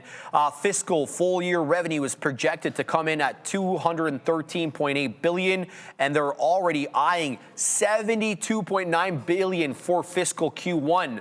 That's what we're looking for there. For the guide, despite the strong fundamentals of the stock, in the morning was up 2, now it's up 5.5% year to date. They've already pre-announced, though. This is kind of why it's so well covered, this stock, that we kind of already have an idea of what their future revenue is going to be, because they've already announced $500 billion in revenue visibility over multiple years. Recent earnings beats as well, and we talked about this, Joe, have been met with very limited upside reactions, as expectations have been quite lofty. They remain extremely elevated, but there are concerns here, especially around hyperscalers developing their own chips. We've been talking more about this. We've been talking about Broadcom, the Marvells, the Trainiums, the TPUs. Some of those are collaboration between the two companies. But those chips could mean that the hyperscalers stop buying as much, not stop, but stop buying as much of NVIDIA's GPUs. We'll have to wait and see, of course. Major AI spenders include, obviously, a lot of the usual suspects: Alphabet, Amazon, Meta, Microsoft, collectively, Joey, looking to spend $650 billion in investments in 2026. And the key focus, for me anyway, one, is always going to be China. Yeah. Let's cut the crap. But today, we have a bit of a different angle that we're going to be listening for. We're going to be talking about memory prices. Memory prices and how much that's going to affect margins. There you go. Yes, very much so. I think we mentioned this early. This name is so well covered. Sharif mentioned this, and I think it's a fantastic point. It's just that at what point is surprise really going to step into it and make us exceed that expected move, which we're sitting around 5.5%? Anything can happen. But this is one of the names that's been consolidating for quite some time, and surprisingly so, you're only a couple percentage points off of that previous all-time high, like 7%, when you have the likes of Microsoft, which is down 20%, heading into bear market territory. You have Tesla down substantially off its previous highs. So out of the mega cap names, we're still holding up. Yes, we've been in this lengthy consolidation, but if we're gonna go by the playbook and by the rules, is that the longer the consolidation, the bigger the breakout can happen. I think this is one of the names, even though we do trade it from an intraday standpoint, it's something that if you don't have in your portfolio, you can miss out on substantial gains, in my opinion. So I'm gonna stick with the own it and trade it narrative. And I'm gonna add the and trade it narrative, because it is definitely that vehicle. There's my man. Let's talk about Amazon. The head of their artificial general intelligence lab, AGI, gone. They're reorganizing. David Luan, he's head of Amazon's AGI lab, artificial general intelligence. He's leaving the company less than 2 years after joining. Luan announced he will depart at the end of the week to, quote, cook up something new, signaling, of course, that he might be doing something independent. We'll have to wait and see. He was tapped in the December 2024 when Amazon led or formed its newly minted, I guess, AGI lab in San Fran. The lab focuses, of course, as we know, on long-term research bets, including advanced AI agents and, just broader artificial general intelligence ambitions. The AGI group released the Nova Act agent last year, expanding Amazon's Nova model family. Nova Act is positioned to kind of compete with OpenAI's ChatGPT, Anthropic's Claude, Google's Gemini, basically looking to take on the big players. And his departure could slow execution in high-level AGI initiatives, at least for Amazon, so we'll have to keep tabs on that. Last year, Amazon reorganized its AGI division, placing it under Peter DeSantis, who's a 27-year company veteran, as well as senior VPs in AWS.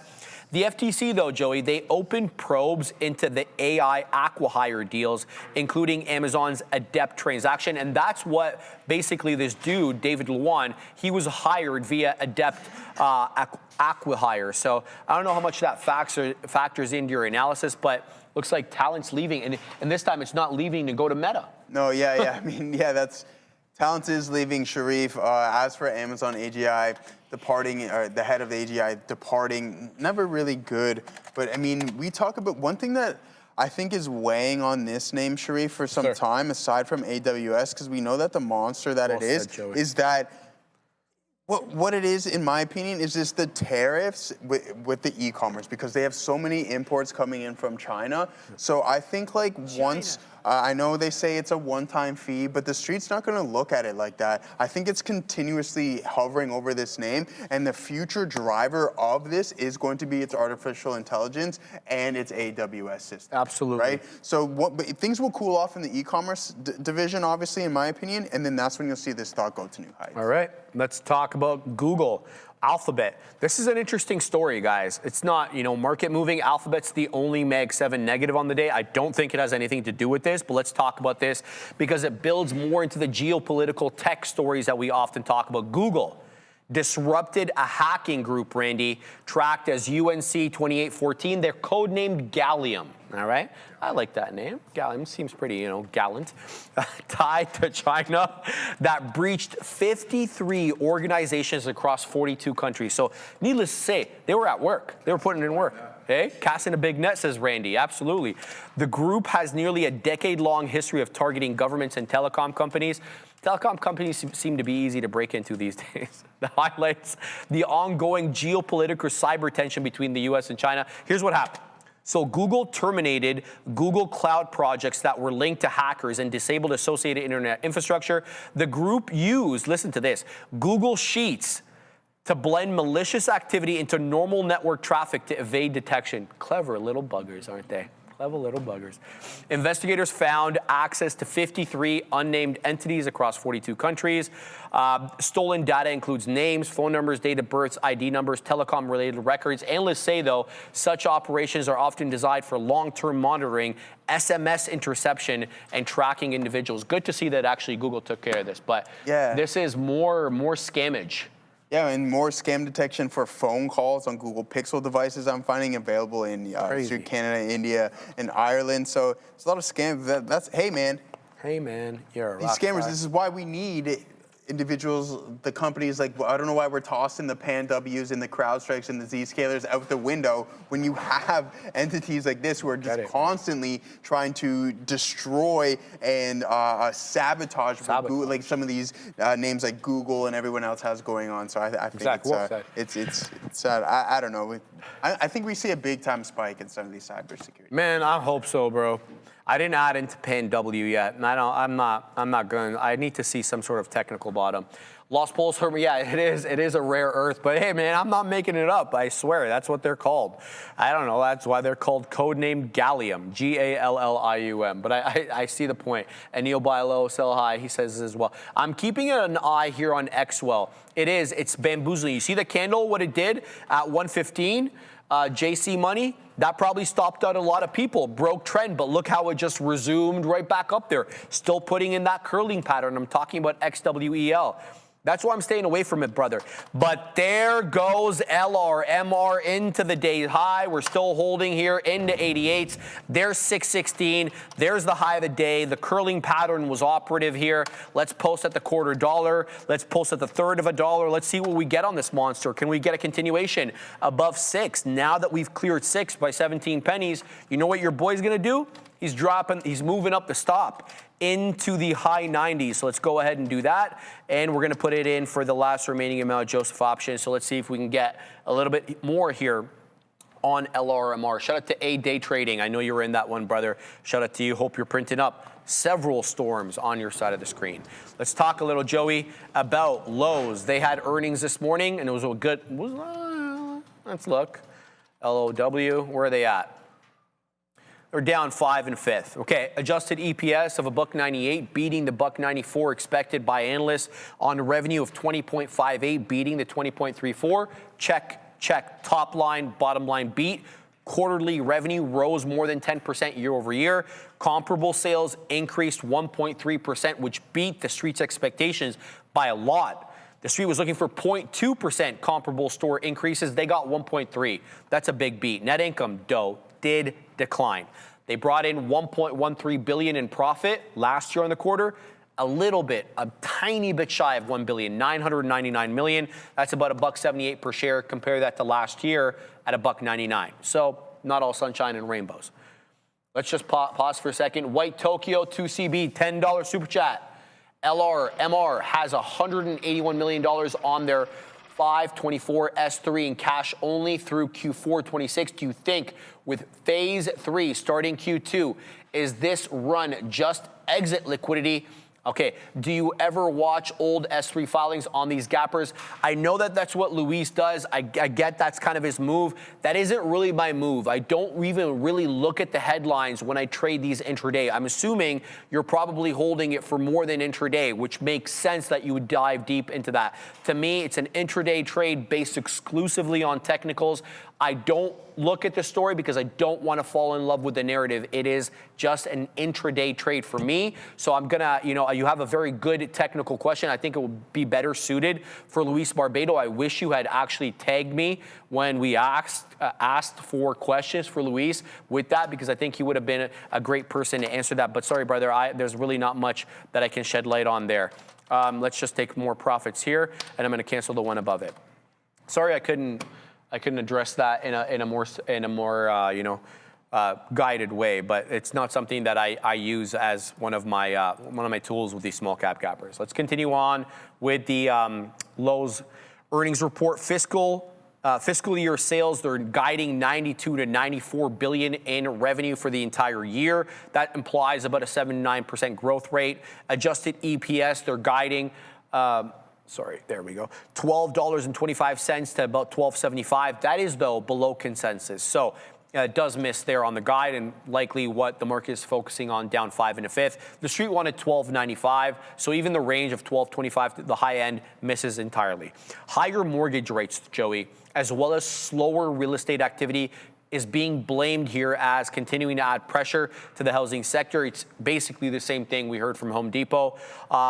They are, though, trying to gain share. They're trying to steal Home Depot's customers. They're trying to steal the do-it-yourselfers as well as the pro customers. A little bit of a different take than we heard from Home Depot. We heard from Home Depot that they were really trying to get away from focusing on the do-it-yourselfers because people weren't moving or renovating their homes, and they're really trying to focus on the pro customer, the contractor, the carpenter, the electrician. They're really trying to focus on that as opposed to, the layman. Shares are up, Joey. Well, they were in the pre, up 16% year to date, probably dropping a little bit now. Yeah, Q4 sales up 10.9% year over year, not bad. But something that I found interesting, I like how you brought up the do-it-yourselfers and the pro. It's the same narrative, though, as you mentioned that Home Depot is trying to sway away from the do-it-yourselfer, but we noticed that the pro was really driving the earnings here, and that's the same narrative with Lowe's, all right? So that's what I'm looking at. The pro really drove comp outperformance in Q4. As for the category and segment, I mean, positive comps in the core and appliances and kitchen and bath paint and appliances. What else do we have here? SG PPI program, ongoing perpetual productivity improvement is driving labor supply chain. Sales are now almost entirely U.S. focused after Canadian exit. So, oh, really? What? Canada's swaying away from lows? No more lows here? I think, do we close them? Let me find out. I know there's one on the Queensway, but that's what I'm reading. So sales are now entirely U.S. focused after the Canadian exit. So are we slowly closing down lows? I think so. I'm double checking, but I'm pretty sure that, remember we were talking about Target leaving, and technically Lowe's has already left Canada with physical stores while physical stores didn't vanish, the brand name has been retired. Here's the breakdown. So the brand transition, I don't know what the hell is taking so long. 23 to 24. Well, I guess we'll wait for that. Yeah, to that's generate, interesting because there's still one, I believe. I don't know if it's still open on the Queensway or not. Aside from that, let's pull up Lowe's. We know Home Depot has been performing pretty decent here, guys. Let's take a look at some of the technicals. Rona, Joey. Pardon me? It's merging with Rona. Is it? Okay, yeah, there it is. Yeah. It makes Good sense call there brother. with Rona. So see ya. See you later. Same with Target. Target's had a couple of stints in Canada. The first one didn't last too long. The second one definitely didn't last long either. But you are now down 10% off of that previous high and lows. Well, that's tough. All right, guys. LRMR back into that 624. HOD, I'm looking for a continuation into a third of a dollar, so we're going to keep tabs on that. Let's talk a little HP. Margin pressure from memory cost was weighing on their forward guide. It's not the first time we've heard that from a tech company.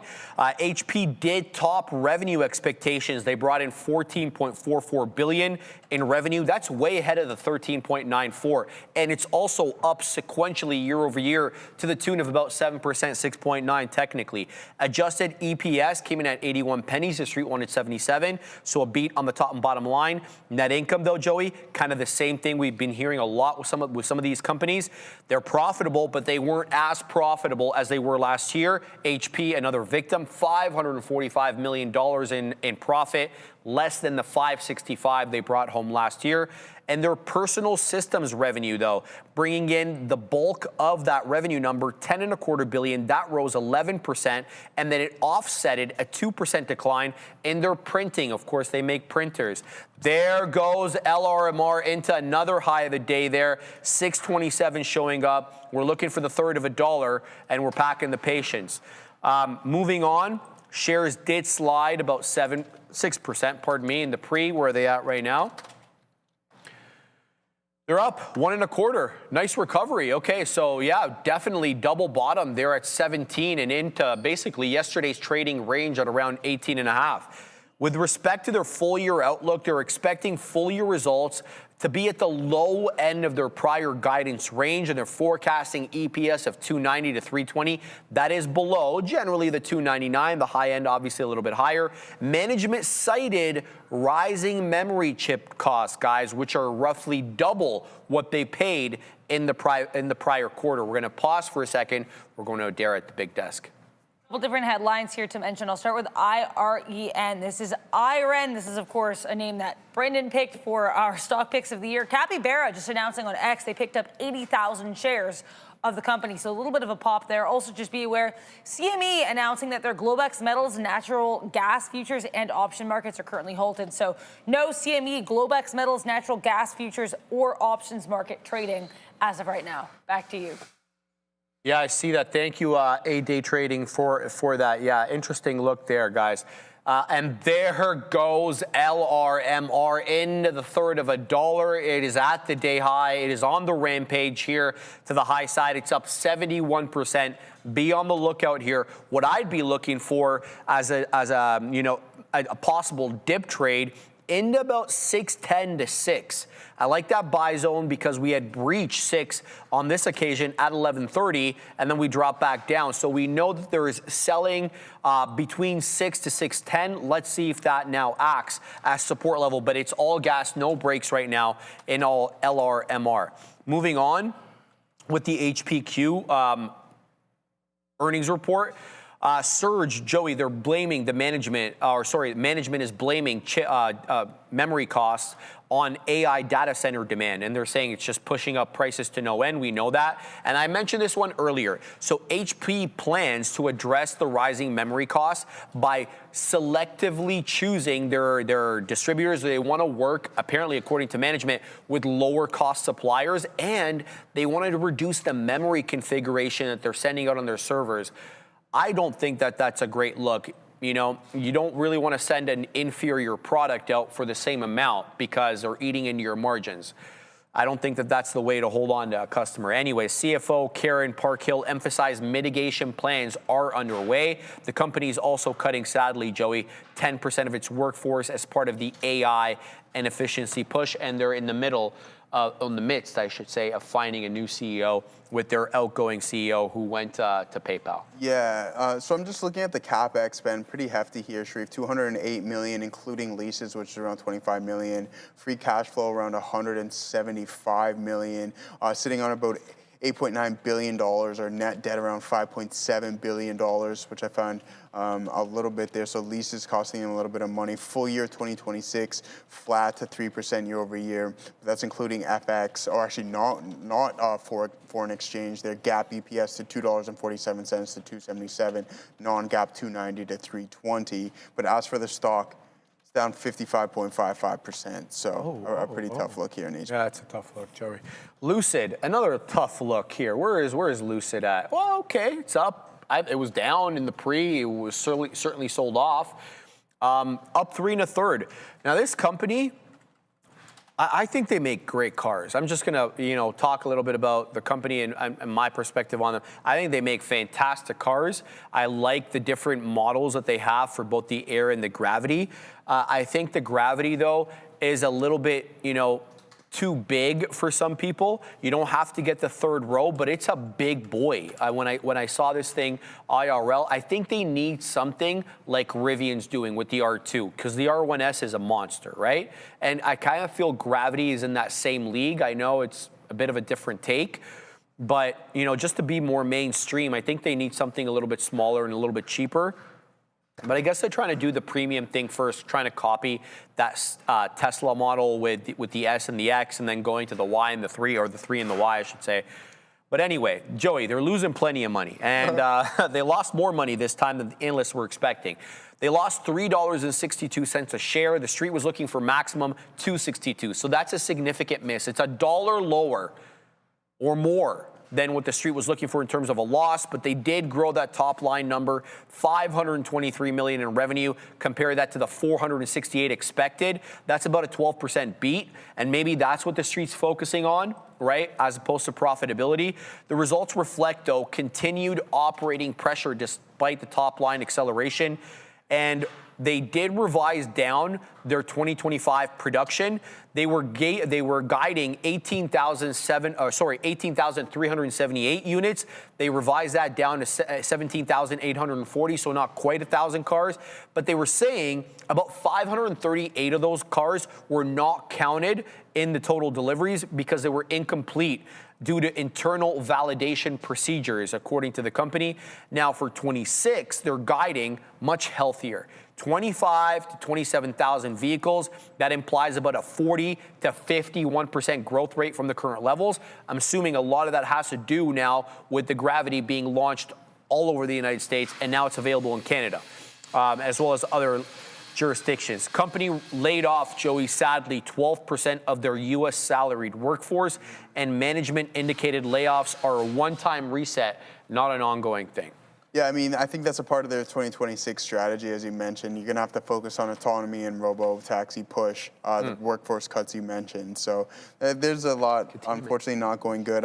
You know where I stand on this. The car business is too tough to get involved with. This is like my Aurora Cannabis position here. I know there was a split in between. I don't know what this is, a reverse split, but it's like 0.1. I'm pretty sure it's a reverse split, maybe there or something along those lines. But if you've been a purchaser of Lucid from the IPO, sorry to say, but you'll never get that money back all the way up to, it's dead. You'll never get it back. I wouldn't be surprised if you don't see, I wouldn't be surprised if this company's not around in 15, 20 years. They got a lot of deep pockets. They got deep pockets, the man. Saudis been keeping this thing afloat for a minute, right? For a while, how long? I mean, for how long, right? Like, we've seen some pretty good car companies go underwater. Like what happened to the good old Pontiac and stuff like that. You know what I mean? How about the Toyota? Think about the Toyota. The Toyotas are still good up there. Sky, bro. The Toyotas are still good. The Mercury. Whatever happened to the Mercury? Well, they had them in the States, right? Anyway, I think we have breaking news with Idera. We do. I mean, we have vast data announcing partnerships with two public companies. One of them is CrowdStrike at day's highs, but not super exciting. SMCI, though, the real mover, Super Micro, pushing sharply higher after already a really strong session. Again, launching alongside Vast Data, a new enterprise AI data platform solution with Nvidia to accelerate AI factory development. So this is an Nvidia-related catalyst for SMCI. Again, SMCI and Vast Data launching a new enterprise AI data platform solution alongside NVDA with regards to AI factory development. Back to you. Thank you very much for that. Yeah, we were wondering why this thing was moving. It looks like maybe somebody knew something. So there, if you guys want more information on this headline, you can go ahead, pause the stream. This is what is being released, the entire kind of readout released by the company there. I'll even make it bigger for you guys. There you go. Oh, no, Assassino, I'm trying to show them the whole thing so they can pause it and then read it if they want, right? There you go. So if you don't have access for whatever reason to this news item, you can have a look at that, pause that bad boy, have a read through. But you know what I'm going to say, Joey? What's that? There goes LRMR into another high a day, 642. Watch out for prior bar low breach. We lose 624. That breaches prior bar low. Technical levels are as follows: 10 EMA on the 5, 612, and then we obviously have that $6 resistance level. But it looks like it's topping out a little bit over here. I just looked over to the Katina man and I said to him, "Are you looking short on Circle?" And he's like, "Look, no, I haven't really looked at Circle all day." And he was nice enough to get me some shorts on this monster. I haven't, and I don't plan on using them until I see substantially more, because we were just about to lose 79, but just as quickly as we dipped into the 79, Joey, here we are right back up, 79.77. We're a couple of pennies away from the high of the day, and this feels like it's accumulating for an 80 break. I don't know how you feel about that. Yeah, I think it continues to climb higher right now. I don't think there's any form of a short in Circle right now. The price is telling us that it's not there. Well, it cost me all of 3 pennies. Yeah, exactly. I got some this morning. You got some this morning? Yeah. So I mean, that's how I got the short on it earlier. But I'm glad that I didn't re-engage on the short, because you just keep getting stopped out, and you have to be able to identify new high day grinding. Yeah, exactly. These grinding bids, right? It just was here. I thought we would turn around within the supply zone, but no, you've breached it, and then now you're just continuously grabbing higher. I should have posted up at 73. Nice, going 20s or so, and grab the bottom end of this range, because it's still going at this point. And this is where we get out, and then we just don't re-engage on multiple occasions, and thankfully so. So the short did work out for us today. Good job, Joe. All right, did you want to comment anything about Lucid, or should we go on? You did. I already did. You did. Yeah. Okay. Let's talk about Circle. Perfect timing. Circle reported fourth quarter revenue increase driven by what the company is saying is higher income from reserves that are being used to back its USDC stablecoin. Recall, they were forced by the new Stablecoin Act to actually put dollar for dollar shorter dated, well, most of them are using shorter dated treasuries to back up their USDC issuance. So you got to like that, and it looks like they made some money from those reserves. So revenue benefited from a 72% year-over-year rise in USDC circulation. 75.3 billion now. Total revenue from reserves climbed to about 733 million. Adjusted EBITDA got to 167 million. That is a stupid 412% increase year over year on that adjusted EBITDA number, with a total on-chain transaction volumes, Joseph, rose 247% year over year, now to a skosh shy of $12 trillion. And USDC, as we know, remains pegged to the US dollar and is backed by one of two things: cash and shorter duration US treasuries. We know that. Optimism, of course, around stablecoins increased following the passage of the Genius Act, which established the U.S. regulatory framework for these stablecoins, and the company received preliminary approval to establish a national bank charter, which could be game-changing for them. We know that there's been pushback from some of these other financial institutions into that. And this move could integrate their digital assets more formally into the U.S. banking system when and if they do that. And Circle expanded their partnerships as well, including ties with Visa to settle transactions using USDC. And the firm deepened their integration into the prediction markets via Polymarket. They have like a hand in every cookie jar, eh? Yeah, it's pretty good, man. I like it. And this stock has clearly been undervalued for quite some time. Stablecoins, there's a lot you can benefit from them. It's just the transaction of money, and you're saving on fees, and that's why I think the street might. Wow, I was going to play the 80 break. There and it goes, like 20 bro. pennies, Unreal. 20 cents, just like that. Good job, Joey. I didn't take it. Oh, you didn't take it? No, I was going to. Yeah, shoulda, coulda, woulda. But I didn't pull the trigger on that one. I think that we're going to see this name continue to run. That's not going to work for us now, is it? Let's get over here and see what we got going on from a daily. Oh, no. Okay, yeah, anyways, it's freezing. But I will note this, Obi, I don't know if it's good to stay short this name right now, as it's continuously... It's not there, brother. Well, I know, but no, I mean in the portfolio thing, portfolio thing, right? Like this is a massive gap up, and then when you have those numbers, when you're coming in 77% year over year in transaction revenue, I think this is going to continue to climb, and this might be the start of a recovery here in Circle, because I think it's only going to continue to grow. As you mentioned, it's hitting $1 trillion and also backed by bonds. There's also a larger amount of money in longer duration bonds as well too. So. All right, just before we go to Adira to get her take on Circle, I want to mention, guys, CDIO has been making a move. It's been making a move almost, basically all day, really unbroken structure. Let me just put in the ticker CDIOs. The ticker just breached through 5. It's a 525 high. Here comes that $5 retest. I'd be a buyer between 5 to 490. I perceive that to be the breakout area, with my ultimate out below that 480 if it loses the 10 EMA on the 5. But keep your eye here on CDIO. And it's done decent volume. I just want to double check over here what it's done. I don't have it. It's done 9.2 million shares, so ample amount, enough for you to get in, get out without issue. Adira, give us your take on Circle. Yeah, not too much to say here. I mean, I think I actually want to touch kind of on what Joe said, because I thought it was interesting, the idea of like, maybe this is the time for Obi to close his short, just in the idea that like things might have changed from a fundamental and technical standpoint. And it's interesting because you obviously have the technical breakout. The fundamentals are strong, but it's always about like, what is your reason for being interested in something, right? And I think especially with these long-term calls, it's usually a combo of fundamentals and technical. So yeah, I think there'll be something interesting maybe for if Obi wants to touch on that later, just in terms of how we come to these calls. But I liked that point that you made there, Joe, and I did want to touch on it. So for CRCL, I showed this visual earlier. I will show it again now that it is live on X at TTV Research. This just kind of shows the quarterly and then annual look here. This is in USD, like millions of dollars. So again, like revenue at 2.7 bill for the year. Nice look, 770 mil for the quarter. Now, as mentioned, we do have that $70 million loss here for net income for the year, just with the IPO and charges related to the IPO. But other than that, I mean, net income for this quarter was solid. And even if you look at the net income for the year, relatively flat, it could be worse. I think like the loss that they had in the quarter where they did report that loss, it was like 425 million. So clearly steadied out by other quarters. All in all, not a bad look here for CRCL. And you can find this visual on X at TTV Research. Back to you. Thank you very much. FSLR absolutely getting clipped. 14 3/4 in negative territory. I know, Katina, man, it's a tough one to look at. It's a tough business, man, this solar business. It's a tough business, man. FSLR, let's have a look at the weekly here. I think we're definitely off some lows. Yeah, oh yeah. We need to go a little bit farther, man. Oh, no, we don't need to do that. Yeah, it's actually not too bad.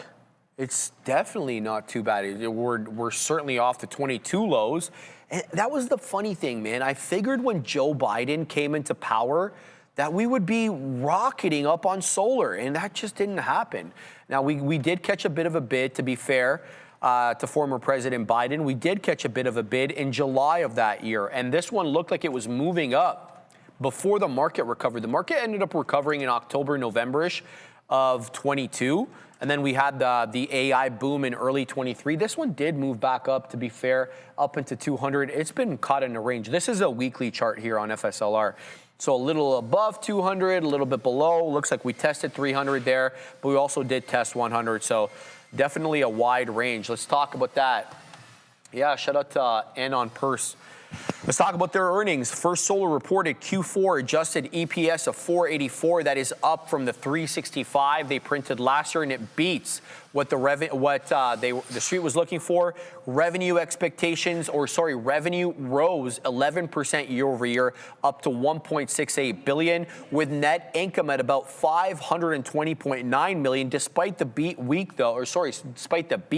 the stock fell at 12.5 in the pre-market as investors focused, though, on that weaker guidance. We'll get to that weaker guidance when we get back from Adair with breaking news.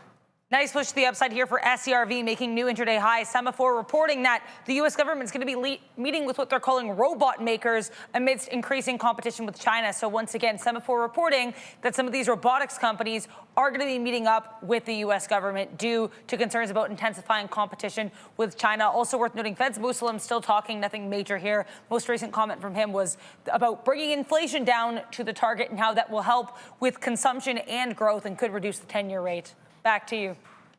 Great look there for SERV, up 8.5% and looking to go more. SERV, Serve Robotics, keep an eye out on that. Let's talk about the guide here for First Solar, because one main reasons we're selling off. They guided, guys, 4.9 to 5.2 billion. Whatever part of the range you're looking at, it is below the 5.28 billion consensus expected by the street. They expect their module sales, their solar modules, to be between 7 to 18.2 gigawatts. That also missed the street's expectations of 18.5 gigawatts, so they're not going to sell as much.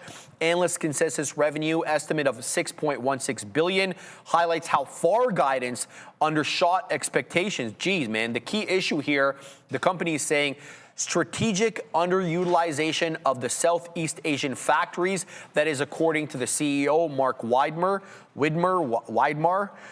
Management acknowledged customer headwinds, including permitting delays under current President Trump's administration.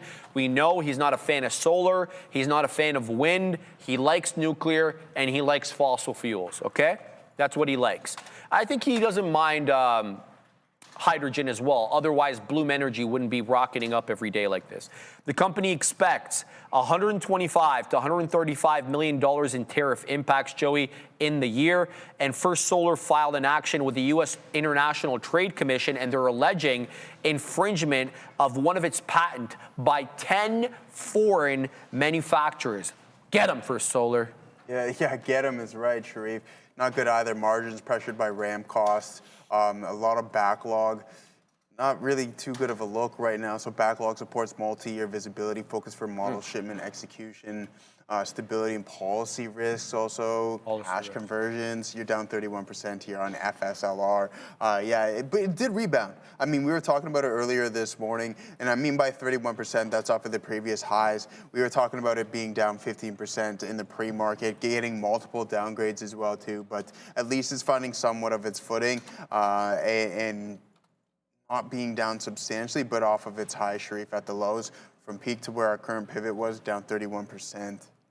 All right, guys. Sorry, I was just trying to do something here, Joe. Let's talk about Kava.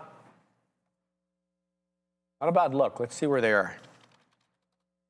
We're up nice. Jeez Louise, bro. Kava is up 24 1/3.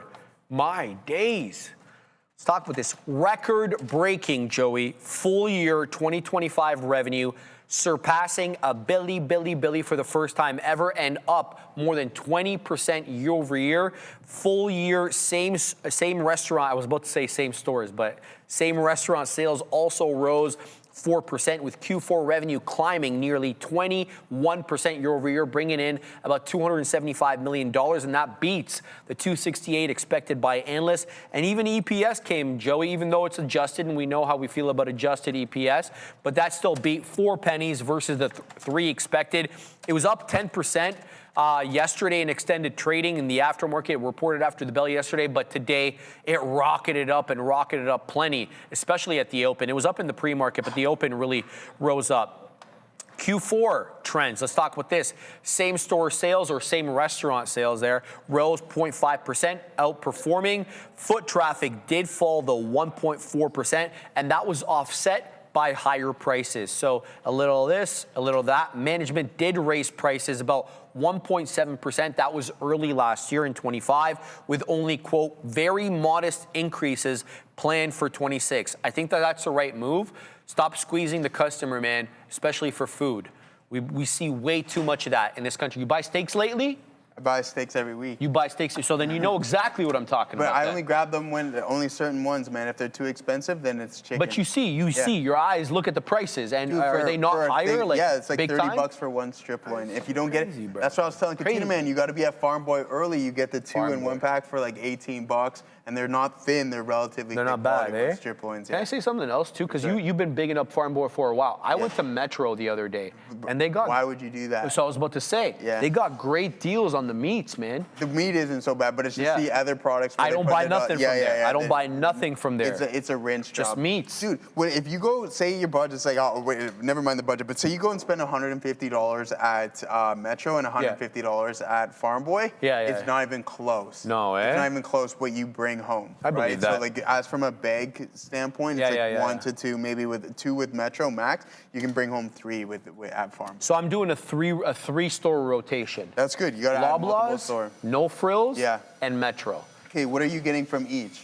Okay, so I'm getting the produce and the fruits and everything like that from Loblaws. I feel I know it's the same company as No Frills, but I feel like they get the higher quality. They get the higher quality. Exactly. Right? So I get for all the packaged stuff, especially no name, and there's some things that I get, I'll get it from Frills. No problem. And then the meats I get from Metro. So and they're not far from each other, That's but it just good. takes me But that's good though. You have to do that, right? Like you can't buy cheese at Farm Boy. You have to go to Metro to get the cheese because you get the 2 blocks for like $12 or whatever like that. Okay. But Canadian, right? The majority of the products there are Canadian at Farm Boy, right? So that's where you're going to see an increase. Obviously, you're going to get. Yeah, I'm always cool with that as well too. But the cheese and some of those things are a little bit more expensive. But I grab from Metro. But the meats and the produce.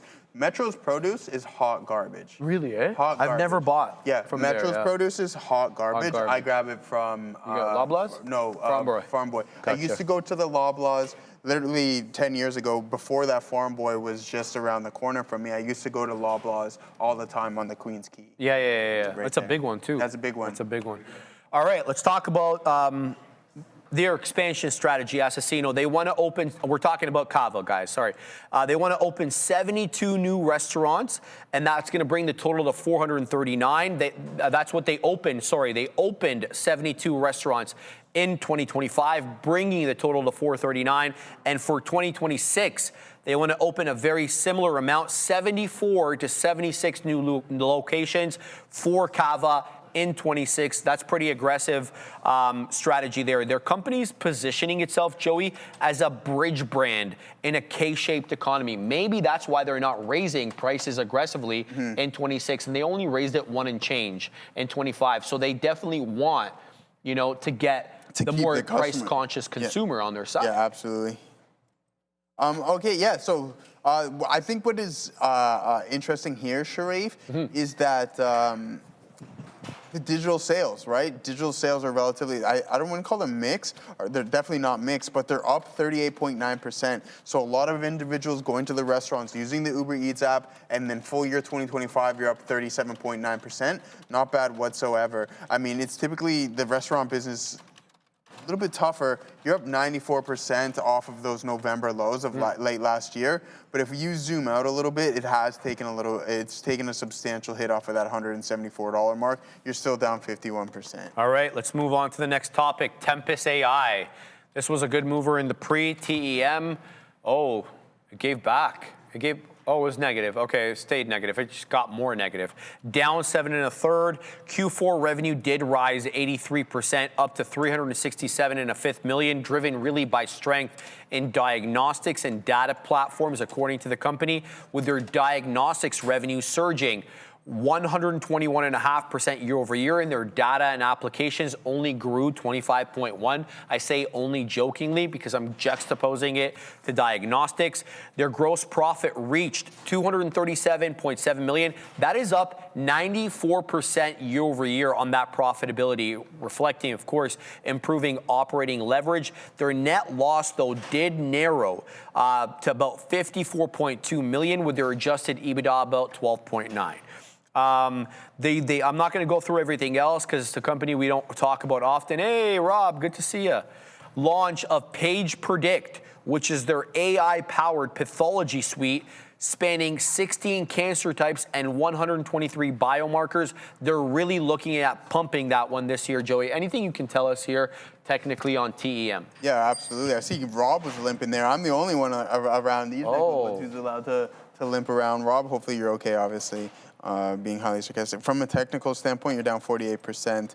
And I mean, is this the IPO date? IPO in June of 24? Because that's all that's a weekly.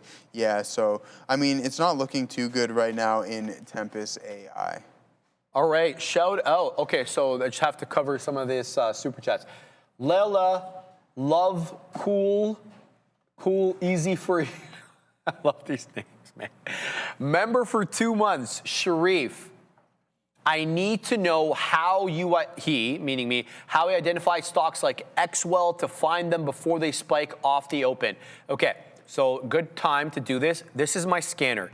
This is a gapped scanner, okay? You can have scanners for so many different things. So let me just maximize this so you guys can see the entire thing here. Okay, so you can, a lot of these platforms, these brokerage platforms, they have pre-made scanners. One of the ones that most of them are gonna have are top percentage gappers. That means what are they up on the day from 4 a.m. onwards, okay? And that's what I use here. It's super simple.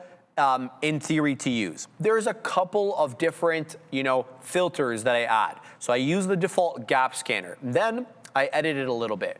I say, you know what? Filter everything out south of 85 pennies.